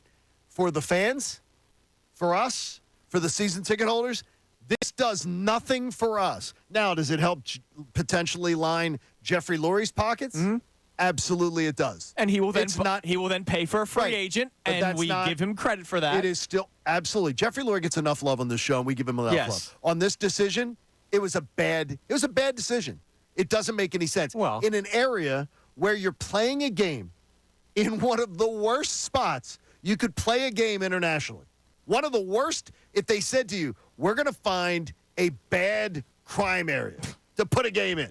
We're going to find an area where... John, we just got to focus more on the game. Yeah, I don't really care. But it doesn't. It's that you chose the spot. They're not playing the game in Rio. No, I get They're not playing the game where... all right, whether it was Brazil or Lithuania, that would be pretty cool. How come Lithuania doesn't get any games? I could think of a reason. The biggest problem is it's a big game outside of Lincoln Financial Field. And from the fan standpoint, you lose a home game because it's at Sao Paulo. And then the following week, they're at home, but it's a Monday night. So that takes away from the people that get to do the 6-hour tailgate, that roast the pig, that do the grilling and all that kind of stuff, that get there 6 hours ahead of time. And then you don't get your first legitimate shot to, tailgate and be a fan until October 13th. Mid-October. It was just such a... It's not... And you did not have to do this. No, you didn't. And I know Mike in West Hampton has a thought on that. Let's go to Mike. You're on 97.5 The Fanatic. How you doing? What's up, Mike? What's up, Mikey? Yeah, so I'm a season ticket holder. I split the tickets with my brother-in-law. And he, for one, doesn't like the cold weather games. Okay. So of course, he's going to get, the earlier games. I'll pick probably one of those. And then I'm going to get stuck with, all the winter games, which is, not cool. Well, how do you do your draft of tickets? Normally, I let him just pick what he wants, or unless I have two particular games that I know my friends want to go to. So, okay, you're a kind guy, man. Yeah, I already picked Atlanta right off the bat, and I picked the Pittsburgh game off the bat because I had two friends already asked me for him from the get-go. Okay. So I was like, all right, so I'm gonna go to those two. So of course he's gonna get the October game, then November game. So I'm gonna get stuck with all the ones in the winter. Yeah, and it's not until October 13th, and thanks for the call, man, that you can do that legitimate tailgating sesh. Where do you go, if it's the San Francisco game last year? Liv and I went. It was my first time I was allowed to go out and do it in public. It was the first Sunday in December. It was a miserable day. Yeah, it was horrible. It was cold, raining, wet, it was ugly. It was miserable. I'm trying to think of the other December dates. I didn't go to the Giant game Christmas. No. And the Cardinals was at home, too. Cardinals was at home. I was at the Cardinals that day. It was a nice day. Yeah. That was a pretty nice day. It was New Year's Eve. And that morning, it was a nice tailgate scene. Right. And it's funny. It's just not the look same. at the schedule now. Now, again, from a football standpoint, it's great for the Eagles. But the final 8 games, you have 5 home games. Commanders, Steelers.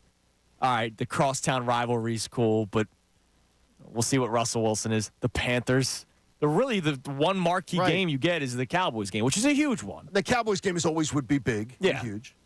Here's what I would say, too, is I would have a different feeling about this game if when it was announced, Jeffrey Lurie said, and he can do whatever he wants, the Philadelphia Eagles, for season ticket holders, we have 6, we're going to have a lottery, and we've got, tell us if you want to be involved in the lottery, and we're going to have 6 charter flights back and forth, and we're going to control the costs.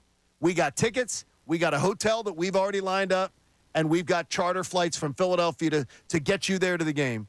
And here's the price of the package for season ticket holders. Right. That didn't happen. No, didn't happen. All right, we got Jay in West Philly back. Hello, Jay. What's going on, yo? What's up, buddy? What's going on, man? Oh, why are you sounding so despondent? Chewing or something?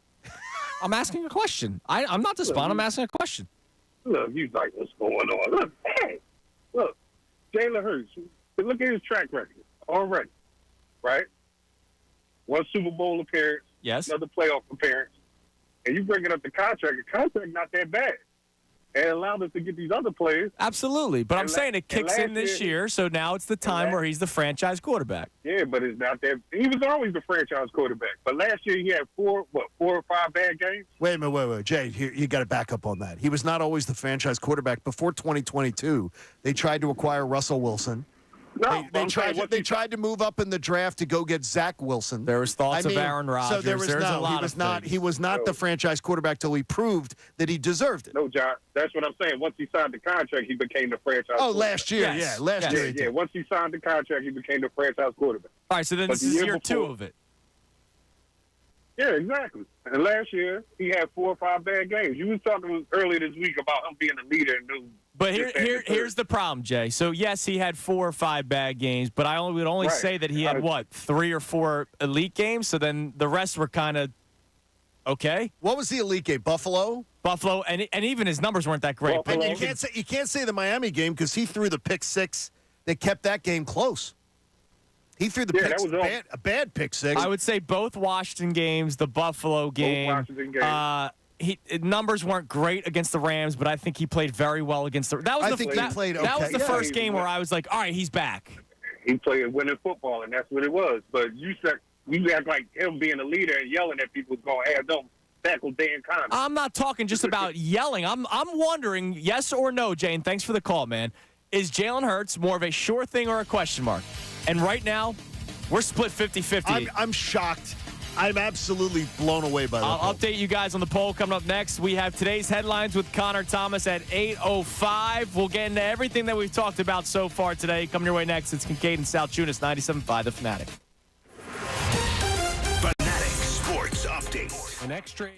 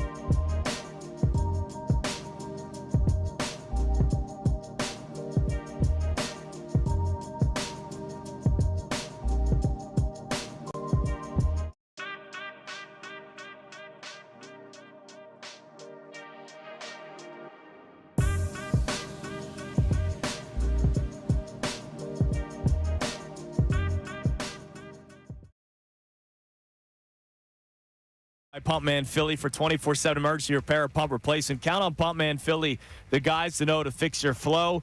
We have today's headlines with Connor Thomas coming up at 8:05. We'll replay you the Kevin Nandhi and Adam Schefter clips that we've been talking about today, which has led to our main conversation, main discussion about Jaylen Hurts. And it's two questions surrounding Hurts. Question number one is whether or not he's more of a sure thing or a question mark. And then the second question is, for those of you who are so upset when we question Jaylen Hurts, why is that? Like, why is it that you get so bothered by somebody questioning Jaylen Hurts of whether or not he is an elite quarterback? I'm not saying that he stinks. No, I just don't know if he'll be 2022 every single year. You haven't thrown any shade at all. No. That's the thing is that, and you got to look at it. The only thing is, though, is that somebody reading that tweet, that poll, generically, to have so many of it be 50-50, I am blown away. That they're not. Everybody who answers the poll is not listening to our conversation right now. Right, absolutely. We hope you are. Yeah, we would love appreciate it when you do. But some of them will listen when they get in their car later. Some of them have already left. Some of them don't tune in today, whatever it is. But they follow along. I'm blown away by this. It's amazing. I absolutely cannot believe this is the way it's going. Now, there has been a major shift in the poll. Okay, let me major hear it. shift. Major shift. Okay. It has now been pinned to the account. Thank you, Connor. Looking forward to the 2024 season, do you view Jaylen Hurts as more of a sure thing to be one of the top quarterbacks in football or more of a question mark? It is now up to 55% sure thing. All right, I'm feeling better. So I thought it would be. That was a jump because it was trending more toward question mark again. I thought it would be 70-30 or 75-25. So we'll see. I'm still shocked. I don't think this. it'll get to that. It might stay around 55 to 60% sure thing. But that's still higher than I expected because I know how a lot of people get with Jaylen Hurts. Look, Jay, our last caller, prime example. Oh, no, last year he was great. He had four bad games. Only 4 bad games. Okay, but did he have 4 great games? I was trying to think of games where he just balled out. Because in 2022 you can point to it. So, Patriots, Vikings, Tampa, first 3 games. No. Finally made a play in the Tampa Bay game. But no, he did not have let's use 2022 as the mark. Right. He did not play like 2022 Hurts in any of those 3 games. He did not. Washington and then the Rams. I'll say yes. I'll say Washington. The Rams game I don't. They won. They didn't score the whole first half again. It was like they scored like 23 points or something. Yeah, that's all they did score in that game. And it was very. All right, then we'll just stick with the Washington game. One game there. Jets, no. No, and he lost the game for them in the Jets. Dolphins, no. Good game, but not.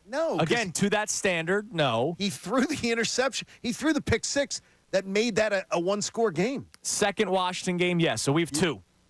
The Washington Commanders. Both Washingtons. Who picked second in the draft. Correct. Okay. Dallas game 1, I will say yes. No, I think him and Dak went back and forth. Even though he only threw for 207 yards, but he was efficient. He had a quarterback rating of 130. No, he did. He did really well that night, as did Dak Prescott. So 3 games. Right. Kansas City, no. Buffalo second half, but I'll give him it yes. No, Buffalo, I will give him yes. San Francisco, no. No. Dallas, not his fault. Dallas, not his fault. Yeah. Dallas, not his fault. I almost want to go 4.5.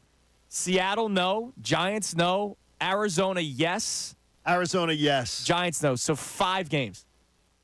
5.5. 5. Yeah. That's not good. So that means only 4 bad games, to Jay's point, but only 5 great games. And then a bunch of and that's not. That's my point. But we both, and to make it clear, we both believe we're going to see closer to 2022. Absolutely. But are we saying that because of the coordinator, the new coordinator? I think it's a lot of things. What's the other lot of things? Coordinator, I think Saquon Barkley helps out a lot. I don't think teams respected DeAndre Swift last year. Hell, the Eagles may not have respected DeAndre Swift last year. They didn't give him a touch. So I think Saquon Barkley helps if they do the RPO game. It's not, all right, let's just go right after Hurts, because if they give it to DeAndre Swift, we can stop him in the second level. Okay. I think there's a lot of things, and hopefully that's fair. Also, the locker room is seeing eye to eye. A little better? Yeah, that would be nice. And what was that all about? Oh, none of them will talk about it. Yeah, exactly. So we'll play you these Kevin Nandhi and Adam Schefter clips coming up in a second, but it's time now for today's headlines with Connor Thomas. Today's headlines with Connor Thomas. What up, Connor? Hello, gentlemen. How are we today? We are wonderful today. It's a happy Friday. We got the happy story to start out today's headlines. All right. I've mentioned it in the updates. We haven't talked about it during the show. It's minimal, but still, Tyrese Maxey won the NBA Sportsmanship Award for the 2023. See, come on now. Take a listen to Tyrese Maxey talking about the award. What does that award mean to you, man? What does it mean to you? It means a lot. The Joe Dumars Trophy, that's hard. That means a lot, you know? I wasn't prepared to speak. Yeah, it does mean a lot. I mean, just sportsmanship means a lot to me. And I go out there and play extremely hard, but I still respect all my teammates and all my competitors. And, you always got to show respect to them. So this means a lot to me. I mean, y'all taught me how to play the game that I love with a lot of passion, but at the end of the day, win, lose, or draw, you got to respect your competitors and the guys that you're playing against. I didn't even know this. Did you know before yesterday? No. That this even existed? Nope. No. This is like, honestly, Connor, someday when you are a dad, and now Andrew's about to have this, there will be the ceremony when they're in kindergarten and preschool, and they'll say, the Happy Face Award goes to... Cooper Salciunas, because Cooper comes in every day with a positive attitude, and he gets a certificate. I think it's a little different in kindergarten opposed to the NBA. I'm just saying, I didn't even know, and I bet you 85% of people didn't know this thing even existed. I understand. Here's why it's important. How many guys have played on that team in this city that have just been miserable to be around? All right, fine. For that, sportsmanlike, though? No, I get what Connor's trying to get at here. I'm not... Like, that award. I'm not like hanging a banner. That award could never have existed, and I would have been totally fine. Exactly. I can't believe I'm talking about sportsmanship. Like, the only thing I think about of sportsmanship is that commercial, the Coach, I touched the ball commercial. Come on, Chris, it's the championship game. I hate that freaking commercial because nobody would ever do Chris is a that. snitch. Nobody would ever freaking do that.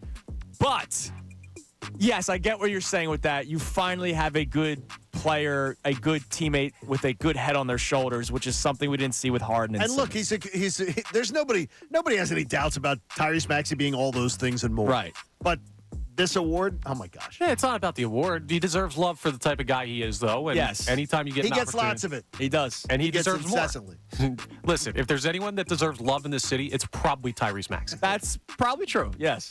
All right, we're moving on because we have a little bit of an update. I was going to ask you about the PGA Championship, and then all of this we happened. talked about it. Yes. What's the update? Well, here's Jeff Darlington reporting on what happened at Valhalla this morning with Scottie Scheffler ending up in handcuffs. The police officer attached himself to the vehicle. Scheffler then traveled another 10 yards before stopping the car. The police officer then grabbed at his arm, attempting to pull him out of the car before Scheffler eventually opened the door, at which point the police officer pulled Scheffler out of the car, pushed him up against the car, and immediately placed him in handcuffs. Scheffler was then walked over to the police car, placed in the back in handcuffs, very stunned about what was happening, looked toward me as he was in those handcuffs and said, "Please help me." He very clearly did not know what was happening in the situation. It moved very quickly, very rapidly, very aggressively. So the aggressively part is what's going to be, like, I'm sure there's video of it somewhere. Like, I'm sure there's a security camera somewhere, and we'll determine how aggressive I would think a dash cam, maybe. Probably. John Kruk checks in. John Kruk hosts the, I think it's the Drunk Phil's Fan podcast. He's funny. So John checks in. If there is an accident near Juniata Golf Course and I go around the traffic pattern, I'm sure I'm not getting swarmed. You gotta chill out. What? But here's the deal. If a cop is literally putting his hand on your vehicle trying to slow you down. And you keep going? Yes, you're going to get swarmed. Yes, you are going to get swarmed and you're going to get taken out of the car. And to Connor, whether he noticed it or not, it's going to happen. Here's the thing. My argument was never that he shouldn't have stopped for the cops, or he should. Like, I never said, "Oh, good, he dragged a cop 10 yards." That's not the point. My point is, it's much more logical that he had no idea what was going on and misunderstood the situation than he just chose to ignore a police officer. Like, all I'm saying is it was a misunderstanding, and they probably should have worked that out rather than just cuffing him and throw him in the back of a car ahead of a PGA Championship round. By the way, a couple officers have checked in. Okay. On social media. One of my DMs, one on my line. A moving vehicle, when the cop tells you to stop, and then the cop puts his hands on the car and you keep driving. And Jeff Darlington's words, 10 yards. That is a weapon. The car is considered a weapon. That is assault. And That's assault, brother. And you'd be getting charged with it, and I'd be getting charged with it. And Just because Tunis he's would be. Scottie Scheffler doesn't mean he shouldn't get You know, charged. and more importantly, remember too, the first part of the story, he ignored them being told to stop. He kept driving. Then the cop tells him to stop, puts his hands on the car, attaches himself to the car, and he keeps driving. I just saw a great tweet. Scotty's last 6 starts: trophy, tied second, trophy, prison. Like, That's awesome. all I'm saying is I don't think he intentionally did anything. I think he misunderstood the situation. I think there should have been Maybe, a but- conversation. Could be. There probably should have been a conversation. That's all I'm saying. All right, what's next? All right, finally, we got a little bit of something you guys talked about earlier, and I have a bit of an answer for you. Okay. How much of what went right in 2022, though, was Shane Steichen? We're going to find that out because maybe Steichen had the secret sauce to be able to use what Jaylen Hurts does and to use it in the best way possible. I have so much faith, though, in Kellen Moore. So I've gone down that rabbit hole of watching his offense, and I really do believe we're going to see a happier body language, That'd be good. a more positive Jaylen Hurts, and a more positive on the stat sheet Jaylen Hurts coming into this year. Let me ask you this, boys. What do you got, Connor? Whose resume as an offensive mind is better at this moment? Shane Steichen or Kellen Moore? Kellen Moore. Absolutely correct. Not even close. Yeah. Kellen Right. Moore, when he has a healthy quarterback, has been a top 5 point scored offensive coordinator every year. So what are we worried about? I'm not worried about him. Well, no, you shouldn't be worried because about I'm just Hurts saying either. No, Well, I I think, don't and know. that's why I think he's going to bounce back.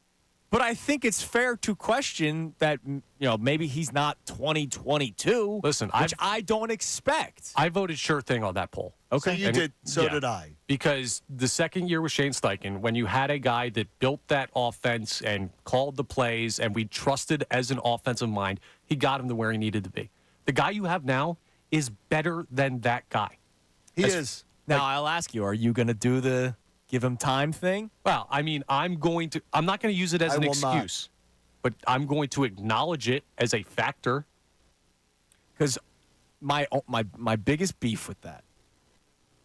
So last year was the give him time. New offensive coordinator, right. didn't play in the preseason. And his first legitimate good game was not until week 4. And a lot of people went, see, this is why I told you not to freak out. Just took a while. And then there was like 3 games in a row where it wasn't great again. Exactly, but dude, you got to understand that's one season. It is. It's not a guarantee that like Connor. now if they play 2 bad weeks and then he looks really good in week 3, we're not going to be sitting here saying, oh well, they're going to collapse again. We could still have that argument. They figured it out, and it can be different. I will also say this: 2022 was one season. I got you.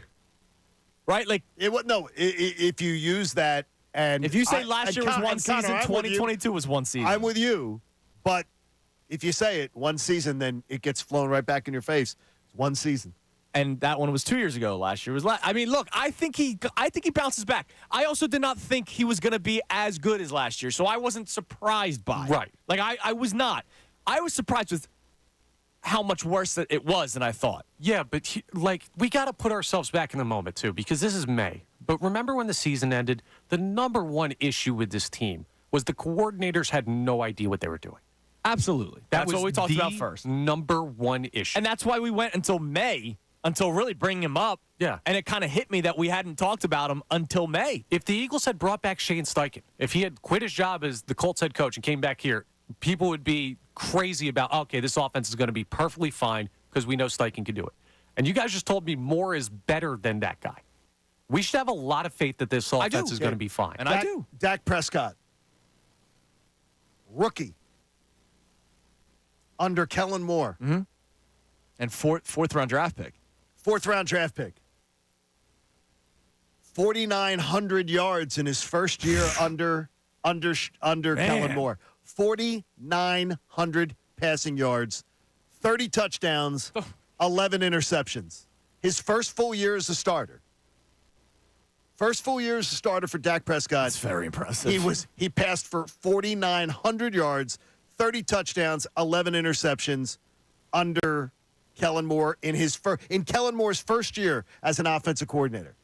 This is why there can be none of the garbage of, well, new offensive coordinator, you got to give him time. BS. .com. Well, that is BS. That's a and year. I put the .com Hang because on, of you. that's a year. What did his first 2 or 3 games look like? And I know he's a rookie, but my point is I expect him to have a good year.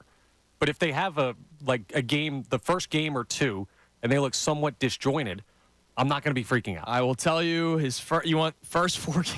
You want first? I got it right here. The way you're laughing, I kind of don't. 405 yards, 4 touchdowns, 0 picks in game 1. 269, 3 touchdowns, 1 pick in game 2. By the way, just 1 sack total so far. Game 3 was 19 of 32 for 246 yards, 2 touchdowns. And then the Saints game was the first bad game for Dak Prescott. They lost 12-10. But they in his first 3 games as a first-time starter. Yeah. So this would be 2021 for Jaylen Hurts. This would have been Jaylen Hurts in 2021. Right. First year he's got the starting reins. Dak Prescott and that offense produced in their first 3 games 97 points. Yeah, okay. So there fair is enough. no excuse for anyone to say, new offensive coordinator, give him a break. Got to get a date. This is a 4th-round draft pick Listen, who man, managed to put this together. You guys made the argument. You showed me the numbers. Fair enough. So I'm with you being on this. too kind.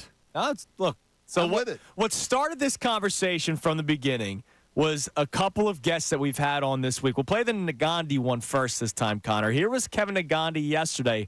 Again, the similar thing between both Kevin Nagandi and Adam Schefter, unprovoked. Here's Kevin Nagandi talking about Jaylen Hurts. The biggest storyline, I think, all season will be Jaylen Hurts. Who shows up? Do we have Jaylen Hurts from 2022 under Shane Steichen? Do we have Jaylen Hurts from 2023 under Nick Sirianni? And the second thing is, does this team play for the head coach? Because they did not play for the head coach the final 2 months. The head coach remained, but now he's the CEO, and everything was taken away from him, specifically on the offensive side. So Kevin Nagandi, unprovoked, brought that up, talked about the storyline, right? 6 o'clock news is a storyline. Here's Adam Schefter, and like you said, John, Kevin Nagandi also talks to people. He talks to the biggest newsmakers in the sport, coaches, players, right, media members. Now, here's Adam Schefter that knows everything inside and out. With him, it's a case where 2 years ago, talking about him being one of the faces of the league, one of the guys that has completely turned around this franchise, and then a year later, everybody's trying to figure out what went wrong. So what is the truth with Jaylen Hurts? Is he a superstar, worthy of the contract that they gave him, or is he a question mark, the way that some people had last year? And right now, the only person who's going to be able to answer that is Jaylen Hurts with his play this year. If Jaylen Hurts comes out and plays great again, there are no worries. All set. All systems go. But if he comes out and is up and down and inconsistent, doesn't play well, which I don't expect, but if he has one of those kinds of seasons again, now we're going to start to be in a conversation of who's playing quarterback long term, right? I mean, you can't have 2 years in a row like the type he had last year and think that everything's going to be okay and that we're set at that position. I don't think that would happen. You're asking all these questions about the coaching staff being under fire and prove it, and I think the quarterback has a lot to prove this year. He was so good 2 years ago. He was dominant. And then all of a sudden, last year, for reasons that none of us have figured out, he wasn't. Answer us the question, 610-632-0975, phone line or text line. Is Jaylen Hurts more of a sure thing or a question mark? We'll get to text coming your way next. I know we still have a lot in store, so we will get to those text messages coming up next. Also coming up next, because we've been talking about the schedule, because it was very not fan-friendly. And if you want to voice off on that, feel free. We would love to hear from you. But I did a little digital content piece. Look at you. That I want to run through, and I want you guys to let me know where you're at with this. From top to bottom, the game I'm most excited for to the game I'm least excited for, I ranked all 17. I think this is exceptional work on your part. It's Kincade and Salciunas right here, 97.5 The Fanatic. Fanatic Sports Update.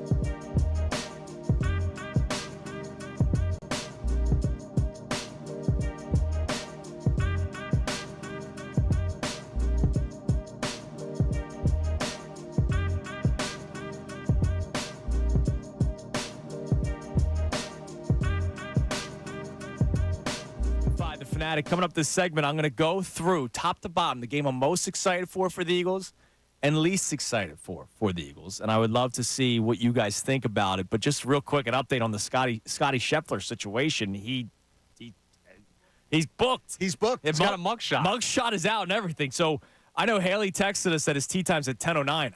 I don't know. I don't know how quick the turnaround is of the getting the mugshot. I only happened once, so I don't know how quick. Wait, what do you mean only happened once? I never went mugshot. Story for another day. I think it sounds like a great story for like this a story day. for right now. Sounds like a perfect story for right now. So we got when you're younger and you have an open container and you're not 21 yet. Open containers are sucky, stupid. And then you get, story. and then you're at a university, so you're brought in. Not Temple. Yeah, it's these other schools. One of these other Bobo schools. All these other schools. I got brought in. Wow. It was weird.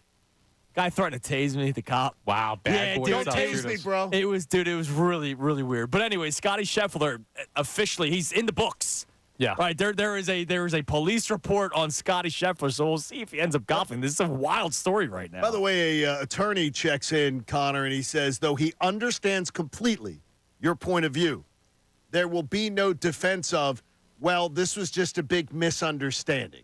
When a cop is literally being dragged 10 feet, trying to detain your car, and they're engaged with your car, and you keep driving another 10 yards, which is what Jeff Darlington says. He says misunderstanding will not be an acceptable excuse. I, as a defense attorney, would have to find another one. He had to go to the bathroom really He said bad. misunderstanding. He had to pee really Misunderstanding is not going to work. He says, I fully expect this will end with a misdemeanor and a fine, but he'll do some community service. He understands what you were saying, Colin. Yeah. He said, but there is no defense for not stopping the initial time for the cop and not when a cop engages with your car, right. You decide to drive another 10 yards. I'm not saying it's right, but just I don't know. Could you imagine this incident happens at an AFC championship game and Patrick Mahomes is pulled out of a car and put in handcuffs? I'd love to have seen that happen right before the Super Bowl. Well, the point is, the assumption would be, I think, that there would be a conversation before it's an immediate arrest. So there's a tweet from Michael Kim. Okay. Who is a professional golfer. Absolutely. He's not Scottie Scheffler. And he says, I assume Scottie thought there was a small issue causing some traffic, and with a courtesy car, cops usually let us, he's speaking as us because he is also on the PGA Tour, let us go through ahead so we're not caught up behind unnecessarily. Scottie was probably just thinking, I need to get to the course, start my routine on time. But the cop obviously, was with the telling him to circumstances, stop. the cop was on edge and not letting anything go. Wait a minute, though. Yeah, I mean, but two, though, is the cop's telling him to stop. And the cop's engaged with his car. No, he should have stopped. And he keeps driving. Yeah. He's flat out ignoring the situation. You got to understand, when was the last time? And there's security all over golf courses when they have these events, especially the PGA Championship. Right. I think that's what Michael Kim is trying to point out. When do you think was the last time Scottie Scheffler was stopped going to a golf event that I'm close? not sure. Right. They're used to driving through security. This they was are a the fatality event. of a guy being hit by a And car he doesn't know reportedly. that. But this isn't a normal. I tell you, every year, because I've had a lot of experience with this, I think 12 or 14 Masters covering. We had the PGA Championship twice in our literally almost in our backyard. The every year the Tour Championship would end in Atlanta, and we'd be there broadcasting everything. I know these parking lots. I know this, and what Scheffler's saying is real, or what they're saying about it is real. These guys usually have courtesy cars. Right. They're all lined up from the same, car provider, and they usually can come and go as they please. But you got to go through barricades of police where they don't let the normal look, person if the cop's drive down telling him the to street. stop, he's got to stop. That's plain and simple. I've been at a ton of these events, and I've seen they have blockades, and when you were told to stop. No, I'm not saying he did the right thing. I'm just saying I don't think he did something wrong on purpose. Right. I think he didn't misunderstood. He didn't say screw you. Right. This exactly. isn't Grand Theft Auto, but he says I fully expect from what we've read that this will end with a misdemeanor. Oh, and I a have fine. I have the charges in front of me. What are they? Disregarding signals from officers. Okay. Reckless driving. That's reckless when you're driving. Somebody's engaged with you. Criminal mischief of a third degree. And how about this one? This goes back to what you were saying, that the police Assault with a deadly weapon? assault second degree. Okay. Assaulting a police officer of second degree. Where's Slippin' Benny when we need him? Yeah, exactly. We Come need on, Slippin' Benny. Benny to check in here. Come on, Benny. But We yeah, need a a wild story right now with They'll the world's plead that number one golfer. We'll keep you guys up to date on this. It's crazy that it's happening. If right he gets now. out, does he play in the jumpsuit? Dude, Now, that would be hilarious. if he gets out and has an incredible round, is it better than the Jordan flu game? Yes or no? Absolutely. Oh, no. Well, I don't believe the Jordan flu game. So, I would tell you this, Connor, too, is that with this, he cannot play at Valhalla. Or I'm such a dork. I already checked this. He needs a collared shirt. Oh, okay. So he can't go jumpsuit. No, but he could do the orange pullover over his golf shirt. Oh, there you go. Because he'd still have As long a as collar. the collar So pulls out, man. I would absolutely, if they did a GoFundMe nationwide for him to do that, they could earn $1 million for his favorite Someone charity. said Tiger's got his Sunday red and Scotty's got his Friday orange. Yeah, the Twitter can sometimes Twitter's be a beautiful great with place. this. That's All right, awesome. so one of our other talking points today was about the schedule and how we didn't realize this because our lives are a little bit different. I do the pregame show. John used to do pregame show. I've done postgame show. Connor's done postgame. Connor's done in-game, right? Like, we work. Like, Eagles Sunday is It's a work we day. like to have fun, but it's a work day for us as well, mainly.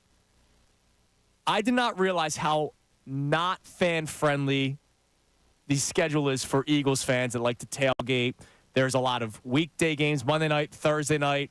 The first game that is a home game is at Sao Paulo. So we didn't realize that. And if you want to voice your frustration about the schedule, you can at 610-632-0975. Let me know if we have any texts on that, Connor. And then, of course, our other conversations as well. But if we have any texts on that, let me know what they are. But here you go. I'm going to rank you from 1 to 17. The game I'm most excited for to least excited for in the Eagles schedule. Okay. You let me know if, well, I mean, you can have agreements or disagreements. Right. I have week 17 against the Cowboys, number 1. At home, I think that could be the clincher for the division. Amazing. That's number 1. Number 2 is the Ravens game, week 13. Okay. Number 3 is the Bengals game. I'd flip-flop the two, but I get you. Part of the reason why Bengals is so high on this one is because that was my Super Bowl pick last year. Okay. I thought it was going to be Eagles-Bengals in the Super Bowl, so I get to actually finally see the matchup. Week 4 is week 1 against the fourth game is week 1 against the Packers. It would have been higher if it was at the Link. Okay. It's also as high as it is because it's week 1. I mean, there's the excitement of the first game of the season, and it's a big game against the Packers. Sure. Number 5, I have the Rams game because I think it's a nice test of the secondary. I think that game. Okay. Number 6, I have the Steelers game, crosstown rival, cross-state rival. Even though the game itself might not be great, Right. it's the excitement of that everything that surrounds the game. I have week 10 against the Cowboys, 7th. Bucks game, I have down to 8th. The Cowboys game's much bigger than the Rams game. Okay. Well, this isn't bigness. No, I'm saying Game I'm more excited for than that Cowboys game's much bigger than that Rams game. So Okay. I think you should be more excited for that one. Okay. Week 9 is week 9 against the Jags. 10 is week 18 against the Giants. That would be my last. The last one I told you is the MetLife game. Okay. That one's last because I don't want anyone to have their leg blow up. 11 is week 2 against the Falcons. 12 is week 6 against the Browns. Now I'm getting to the bottom here. 13 is week 3 against the Saints. 14 is week 14 against the Panthers. I have both Commanders back and back, 15 and 16. And then the Giants game, 17. The Giants game, you're scared because you put that one there because you're scared of the turf. Yeah. But remember, too, we'll be there. We will be there. How about that? So maybe we'll change. I'm excited to be. I'm we'll excited to change be the there. juju. I'm excited to be there. But Thanks you're to not, our friends but at that Philly game, Sports but Trips. that matchup to you, you hold your breath every time you see Absolutely. a game. I think every fan base does. Every fan base does. That's not good. So, do you guys any? Yeah, I think you Just were the way Cowboys off. game should be higher? The first, and that's the first Cowboys game. Yes. I think it's way off that's not a top 5, top 6 game. So 7 is too low. Yeah. I could probably put it ahead of the Steelers. It's got to be ahead of the Steelers. It could probably be ahead of the Steelers. They should be a touchdown favorite of the Steelers. They should be at home. But it's the cross-state rival. It's always kind of cool. Do we have any texts coming in? I don't feel anything Connor? for the Steelers. Yeah, we do have text coming in on the schedule. All right, what do we got? A couple people checking in on it. Mark from North Philly says, I agree with the schedule not favoring the fan. The home schedule with Falcons, Browns, Jags, Commanders, Panthers, Steelers, Cowboys, Giants. I won't pay upwards of $500 for a family of 4 to see any of those games. Now, I disagree with him on the Cowboys one, but listen, I understand the point on that. What, the Cowboys won? Yeah, Well, they I don't would pick pay the home money for the schedule. Cowboys Yeah. game, but I'm just saying, like, they're not favoring the fan as far as the tailgates and the home event. Yeah, it's a pretty You get crappy it. schedule for the Eagles fan. For the Eagles fan, that's more about the event than maybe the game itself. Yes, if you want to have the Eagles win, it's a great schedule. It's a fantastic schedule. Right. If you worried about, well, I'm not going to be able to do, 2 keg stands. I'm not going to, it's then you might find it. The schedule's great. And you compare it to Dallas' schedule, the schedule is great. So hopefully it works out in your favor. That would be very nice. All right, we continue all of our conversations coming up next. You can climb in at 610-632-0975. We're going to have some fun with something that Connor and I talked about before the show. Okay? So the Phillies have seen a pitcher twice this week. Jake Diekman. Uh-huh. Jake Diekman was from the 2012 Phillies and then a couple of years, and then eventually he goes to the A's. He's bounced around a little bit. I want you to think about this during the break. Who is like the Philly that epitomizes that 10-year playoff drought to you? Like when you think of that Is he one 10-year of them? playoff drought, well, he was in that. Okay, He was right. in that stretch. I got it easily. Who's the first name you think of? That's going to be quick and easy. We'll have a little fun with it. We'll continue the conversation on all of our topics today. But when you think of the 10-year playoff drought for the Phillies, who's the name that pops up? Because Jake Diekman's a great one. It's Kincade and Salciunas right here on 97.5 The Fanatic. Now, around the bases with Andrew Salciunas.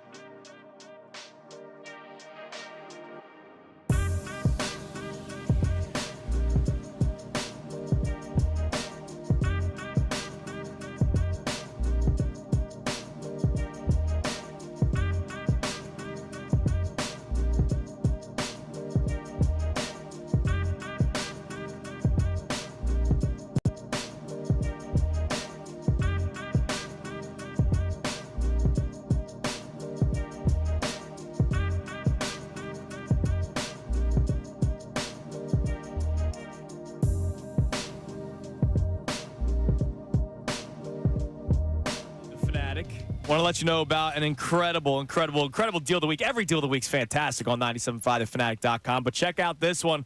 Get a $100 gift card to New Jersey Motor Sports Park for just $50. It's actually be a great deal for this weekend because after, tomorrow we're going to have some nice weather. So maybe you check it out on Sunday. Located in Millville, New Jersey, you'll be able to experience high-speed thrills with arrive and drive go-karting plus axe throwing and a wide-ranging menu at the Finish Line Pub. Get this exclusive offer while supplies last at 97.5thefanatic.com/deals. And screw you, John Kincade. Whoa, what's the problem? He used his live read abilities on me off the air. What? I actually have to thank him for it.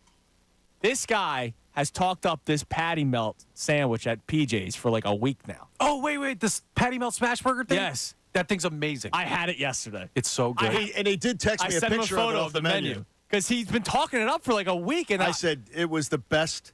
It is the best burger.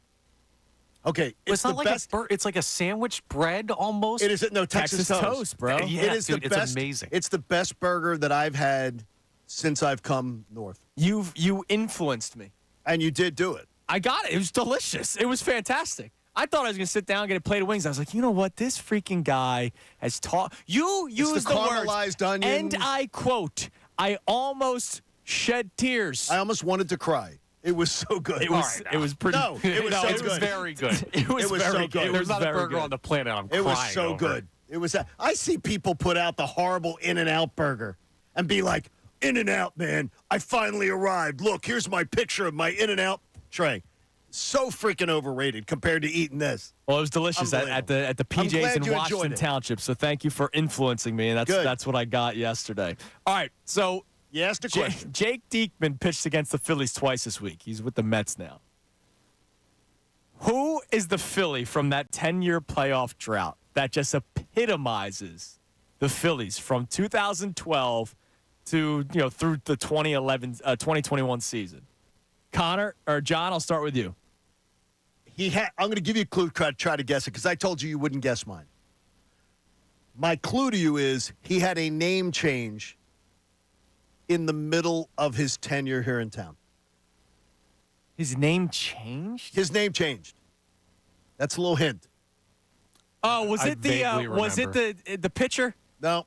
Shortstop, Freddie Galvis. Oh, then Galvis. Galvis. I think he had 5-year run, maybe 6. I think he had a 5 or 6 year. He was here for a while. 5 or 6 year consecutive run. And then he came back. He was also a solid ball player. He was a solid ball, but he epitomizes that era to me. When I think of that era, that's part of the only continuity to it is Freddie Galvis, which then became Freddie Galvis. And they did it in the course of one spring training. See, I thought you were talking about Roberto Hernandez. Okay, I would not have said Roberto Hernandez. Who was formerly known as Fausto Carmona. You're right about that. And he changed his name to Roberto Hernandez. He pitched for the Phillies in 2014. Roberto Hernandez. So I thought that's who you're talking about. Connor, who's your name? Tommy Joseph. Tojo. That's a great one. Dude, he was only, what's crazy? 2 years. How long? 2 years? 2 years. But that's perfect. Because then Rhys Hoskins came up. Remember, he played left field at first, and then they signed Carlos Santana. Yep. And then it was Tommy Joseph was who's still in the league, by the way. Tommy Joseph was this 24-year-old, and it's like, he might have something. He might be okay. Next thing you know, he's gone. He played, but he wasn't good. He wasn't that bad. It was just like mediocrity personified. That's a great pull. Okay. But even the 2 years doesn't bother you, like for epitomizing a decade. No, because that's what it was. It was the just name. Like when I say 2012 to 2021, who's the first Philly you think of? And those are your answers. I'll give you mine. Nick Williams. Nick Williams is a great one. Williams, like there was arguments. Nick Williams versus Aaron Altherr. Who was going to be the better outfielder? Who was the guy that was going to start? The answer was neither. Can one of these guys be with the Phillies when they're going to start coming up and playing good? Where did you fall in the argument? I thought it was Aaron Altherr. I thought it was Nick Williams. I would like the right-handed power bat. I thought the right-handed pop, decent outfielder, corner outfielder. Hopefully he can hit you 25 home runs. But Nick Williams is the first guy I think of, and part of it is our caller, Jay. Jay from West Philly. He was a big Nick Williams fan, and we used to go toe-to-toe. I'm like, dude, he's not good. No, I mean, how attached do you feel to that era? Because it was part of the era Not where you had, attached. as a kid, you were treated to a spectacular run, and then as a young adult, you were treated to a lot of just mediocre baseball at best. I'm not attached to it at all. So that era doesn't attach to you. You don't feel fondness No, for it but or anything? the 2000 Phillies, Right. was very similar. It was coming out of a playoff drought, but 2007 was when they finally made the playoffs.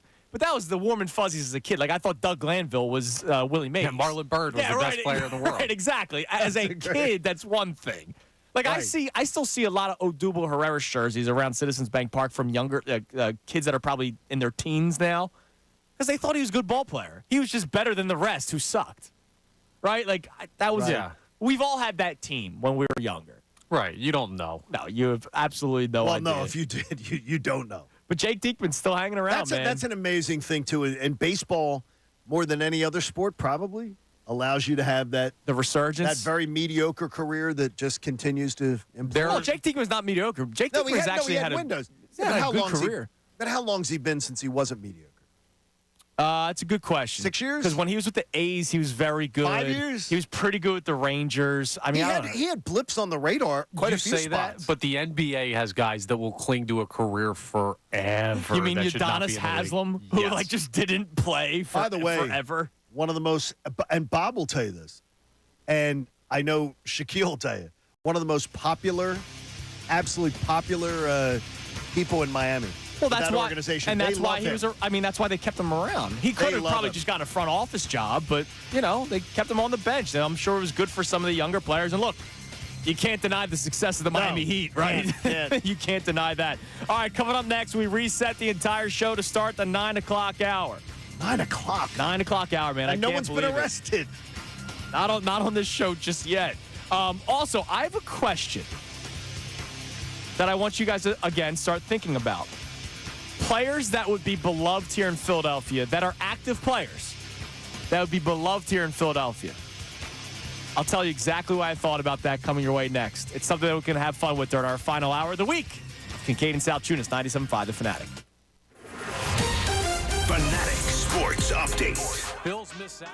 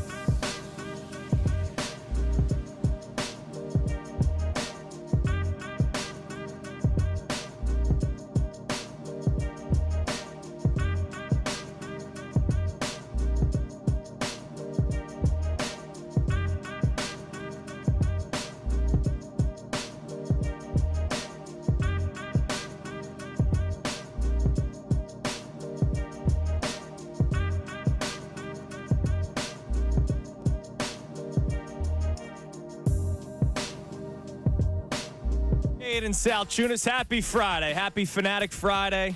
Presented by Pumpman Philly for 24/7 emergency repair pump replacement. Count on Pumpman Philly, the guys that know to fix your flow. All right, here's what we're going to do. We will reset the show, as we normally do at the top of the hour. I have a question about athletes outside of Philadelphia, current athletes that would be beloved in this city. And it's based off of a player that I watched ball out last night. And lastly, John asked me a question during the break that we have to discuss. And I did get Ray's thoughts on it, Bob Cooney's thoughts on it, and Ethan, our guest today. Yes. And we managed to get some good answers. And it has to do with menu checking. So we'll get to that coming up this segment. But here's what we've talked about today, in case you're just tuning.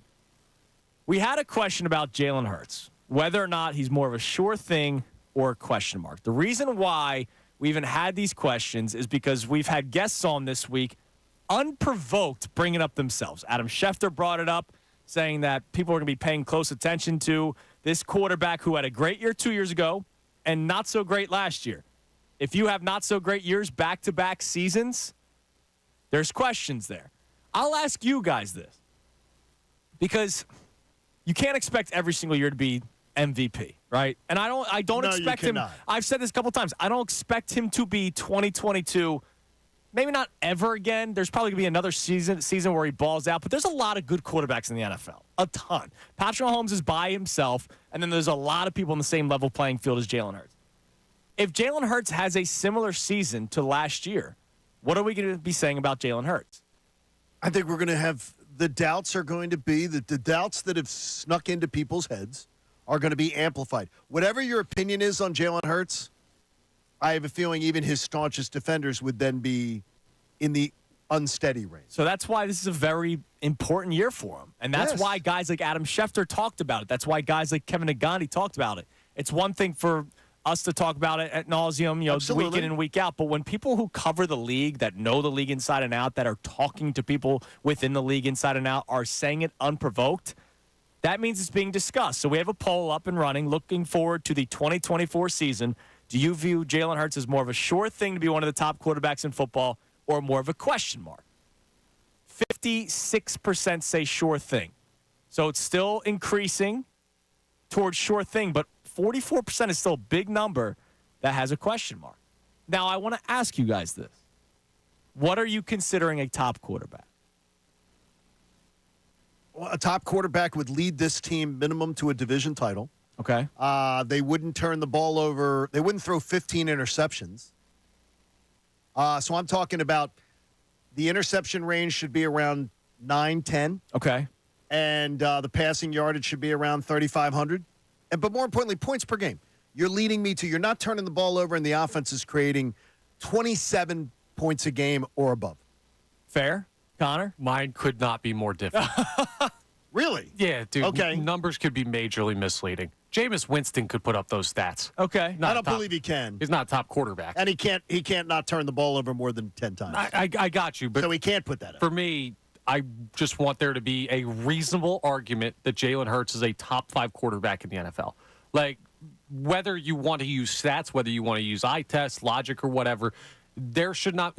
8 ain't good enough. 9 ain't good enough. I need you to be able to tell me, okay, this guy is logically a top 5 quarterback in the NFL, and you can't debate it. Now, do you have to have a top 5 quarterback to win a Super Bowl? No.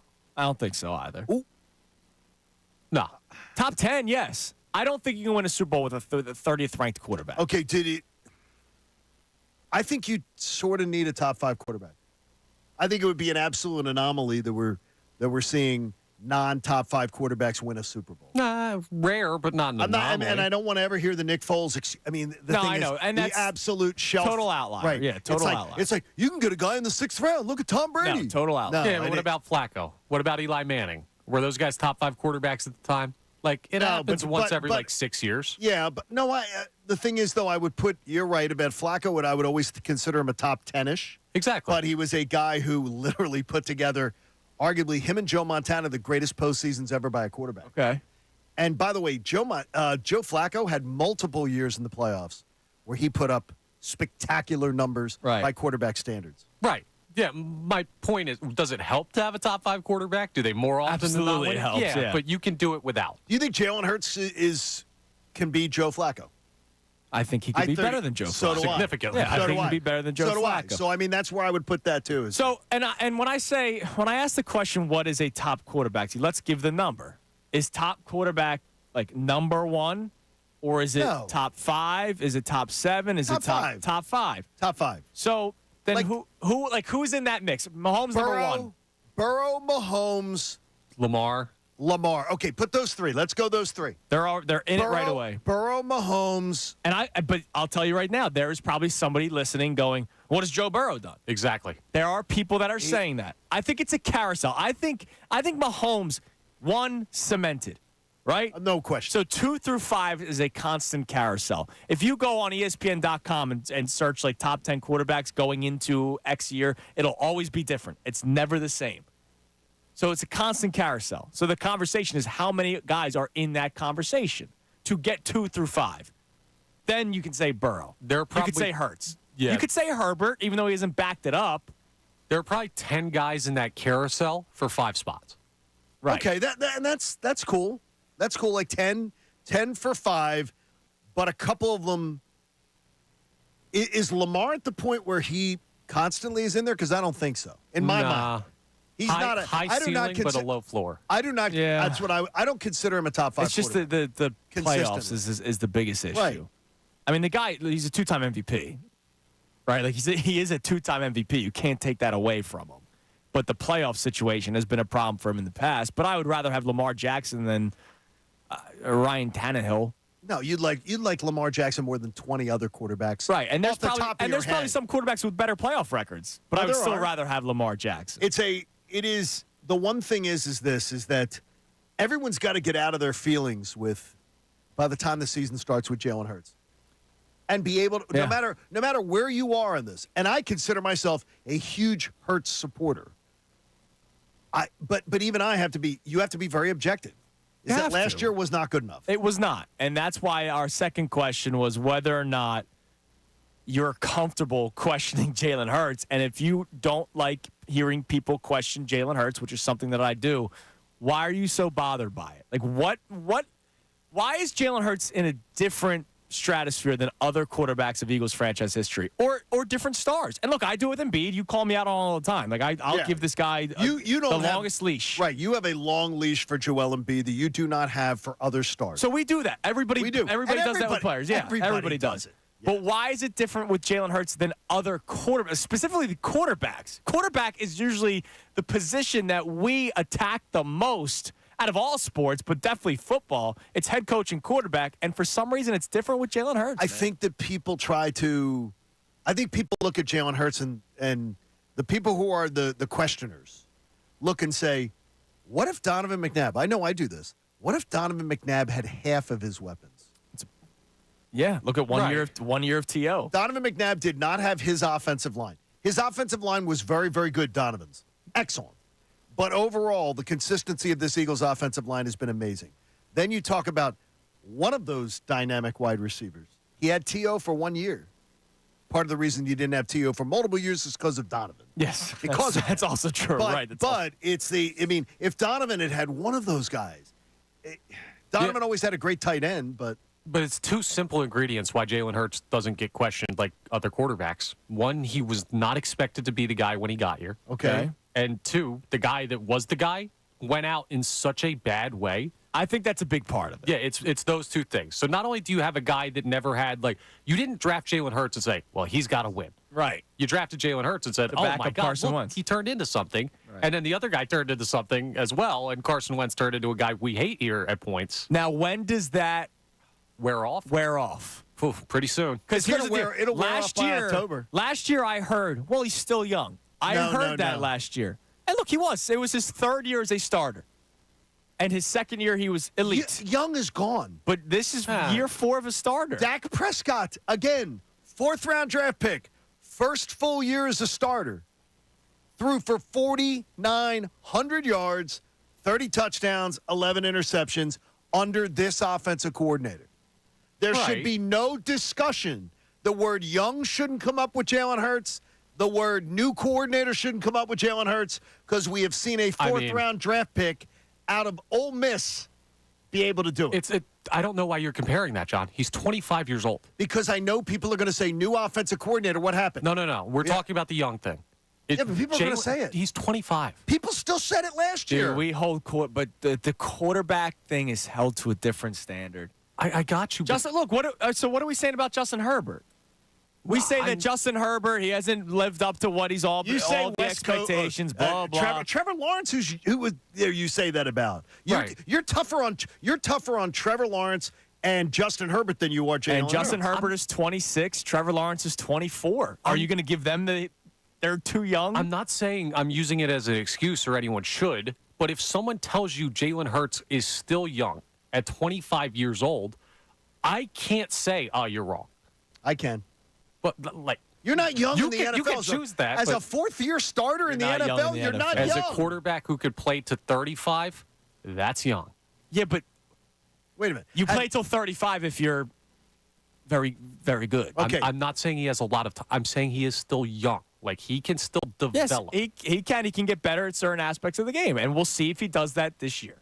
Fair? Absolutely. We'll see if he does that this year. Now, real quick on the Scottie Scheffler situation, an update from Adam Schefter. That guy just breaks everything. Why is Adam Schefter in on this one? He was released at 8:40 this morning and is headed to the golf course. Is someone driving him? Wait a minute. Is he having a police escort? That'd be great. Seriously.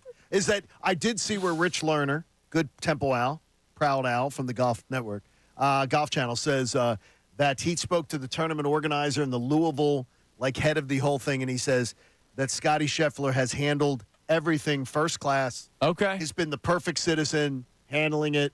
And now, too, is now heading back to the course. Released on his own recognizance, not on bail. All right, so he's heading back to the golf course. So, Scottie Scheffler, get your tickets in now. Will it be the Jordan Flu game, yes or no? Bro, he's going to be amazing today. You think so? I might cancel my tee time to watch him play. All right, here's where I'm going to say, I have buddies of mine who love to do I got to get to the course an hour early to go through their whole little and you know routine. what? They all stink. That's why they're not in the PGA. And I can go to the first tee with them and come close to them. And I'm like, please, you don't need your routine. Today, Scottie Scheffler is going to show us all.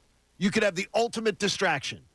And if you can show up and tee out, that tells you the whole routine is just routine. Or if he shows up and stinks, then all your buddies are going to be laughing at you, so you better be careful with that. No, the buddies can't talk. I still play men's baseball league, right? I know there's a guy on my baseball team that shows up like an hour before the game to start stretching, doing things. No, he's not on the ground doing he's doing it all. Really? I show up 3 minutes before first pitch, and he goes, "Oh, what are you doing, dude? You didn't warm up." I'm like, I'm at the Deptford Municipal Grounds. Seriously, we stink. We're here for a reason. Does he have Parks Department number 2? We're not good. We're here for a reason. Does this dude have a monogram golf bat bag with his initials on it or something? I'll check next time. I bet he does. I'll check. I bet he does. Harry, they're a little trying hard. Let's go to Graf and Media, and then I gotta get to John about this menu checker question. What's up, Graf? He's facing second-degree assault of a police officer, third-degree criminal mischief, reckless driving, and disregarding traffic signals from an officer directing traffic, according to ABC News. Yes. And he'll be teeing off in an hour, brother. Yeah, one of those is a felony. It'll be pled down. You know that. I know. Yeah, of course. I don't know how you have somebody attached to your car though, and you just keep driving. That's crazy. My grandmother did that once, and she's 90-some-odd years old, so you know. I am excited to see what the body cam footage is. Yeah. Was it really a dragging of 10 yards? We'll see. Jeff Darlington describes it as He did. He did. Anyway, when it comes to the discussion about Jalen Hurts, I think part of the problem is that recency bias, right? Like last year sucked.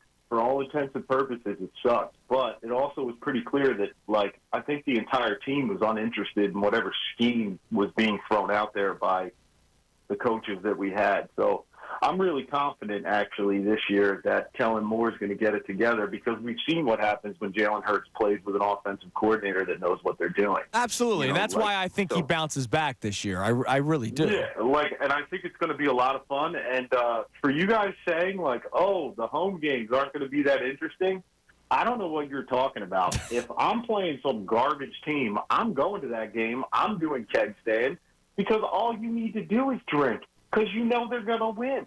That should be like That's a good way to think. That's a good way to think of it, Graf. That's a good point, brother. I appreciate the call. Like the Panthers game. That's a get drunk game. Should be. Yeah, December 8th, home, 1 o'clock, get drunk, stay warm. Then you watch the Eagles beat down the Panthers. Come on, man. Could be. Oh, what? I'm saying as far as many will go do the get drunk. I don't do that. Yeah. You know, a lot of them do. I like watching the game. I'd rather watch. Yeah, I go to the games to watch the game. But look, that's what people do, and that's why I say the Eagles' schedule is not just, is it going to be good for the Eagles? A lot of people look at it and go, is it going to be good for me as an Eagles fan? Now, you said something during the break, and you caught me red-handed. I did. Go ahead. Okay, I asked. We were going to try a new restaurant in the borough tomorrow night after church. So it was interesting is along the lines of, do I look, and I got asked by my wife, well, have you looked at the menu? I said, no. We've heard from 2 people that we know that they tried it and they liked it, so we're going to try it. She's looking at the menu and going, look at this, look at that. And I'm like, I think she thinks it's odd that I'm not a real menu analyzer. Do you, before going to a new place that you haven't ever gone to, but you've gotten recommendations from people telling you, I'm a menu place checker. is great. Menu checker. So you go beforehand, you have to do this. Like this is mandatory to you. If Check it's a the new menu. place, yes. New place. But it's not whether or not I want to eat there. I just want to know what I'm eating. So you're I'll have my menu. When the waitress comes up and goes, hey, what would you like to have drink? your order already? I can say, I know what I'm ordering. Connor, That's where are you? insane. Connor, where are you? You have to peruse the menu, What do you right? mean? It's insane. I'm going to request a transfer to a different Why? Like that's how it's. At 100% of the restaurants I've walked into in my life have served food. Okay. That's all you need to know. They serve food. Yeah, but you want to order something specific. I'm going out to. And I pick from the menu when they sit down and give you time. I got a nice date night tomorrow in the city. Christy and I are going out. We're meeting up with my sister and my brother-in-law. We're having a nice night out. I got a babysitter for Coop and everything. Did they pick the place or did you? I picked it. Okay, I already know what I'm ordering. I already know what I'm ordering. You're crazy. You don't know what you feel for yet, do you? Well, yeah, that could change all the time. But I'm different. I can eat anything. See, now, very much you're more like my wife in that regard. I will eat anything. We're going to try serum tomorrow night. All right, you enjoy the try serum. It sounds very scientific. All right. It does. I'll never look at Andrew the same way.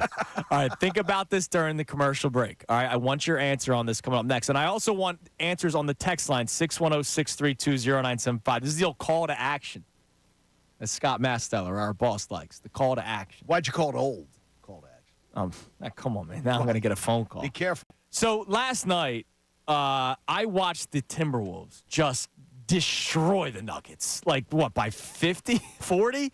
They won 115-70 in Game 6. Which is crazy. Just a complete beatdown. Of a world championship club. Yep, and I watched Anthony Edwards. It wasn't mind-blowing numbers, but I watched Anthony Edwards lead the way for the T-Wolves with 27 points. He dropped 40 earlier in this series against the Nuggets. He's had a tremendous series, except for, I think, Game 5. Anthony Edwards would be freaking loved in this city. Oh, he'd be loved. And not just because of the talent. Like his energy, the way he plays, his just who he is as a person, his personality. Anthony Edwards would be loved in this city. I want to find out from you guys, what athletes, and you can give me a couple of answers, that would be absolutely loved in this city. Like they would just be, they're the perfect fit for Philadelphia. Current athletes.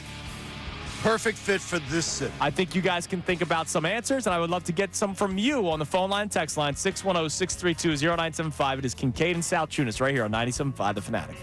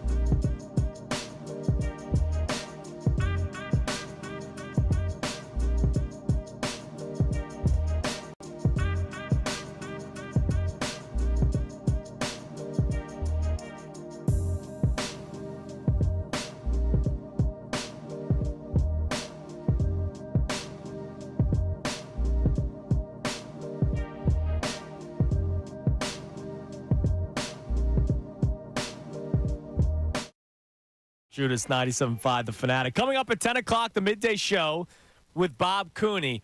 And our YouTube audience that watches us and watches the midday show, you're in for a treat. And I'll just leave it at that. When Ray Dunn pops up, when Ray Dunn pops up on the screen, yes, you're in for a treat. He is. And that's all I'm going to say. So make sure you're watching and listening. Coming up at 10 o'clock with the midday show with Bob Cooney. And, of course, the incredible producer that is Ray Dunn. I mentioned Ray Dunn in my digital content post. Really? Trying to cross-promote or what? Well, when I was talking about the schedule, the game I'm most excited for to the game I'm least excited for. Okay. The Packers, I mentioned Ray Dunn, the Packers, because he's all about Jordan Love. He's the conductor of the Love train. He thinks. How did this come about, by the way? He was pro Jordan Love even before he had his great second half. Okay. And From the beginning. I did hear him do that. From the beginning. But what's it about? Oh, he likes Jordan Love. No, but he does sort of have an affinity to the Packers, too. No. It's Jordan Love.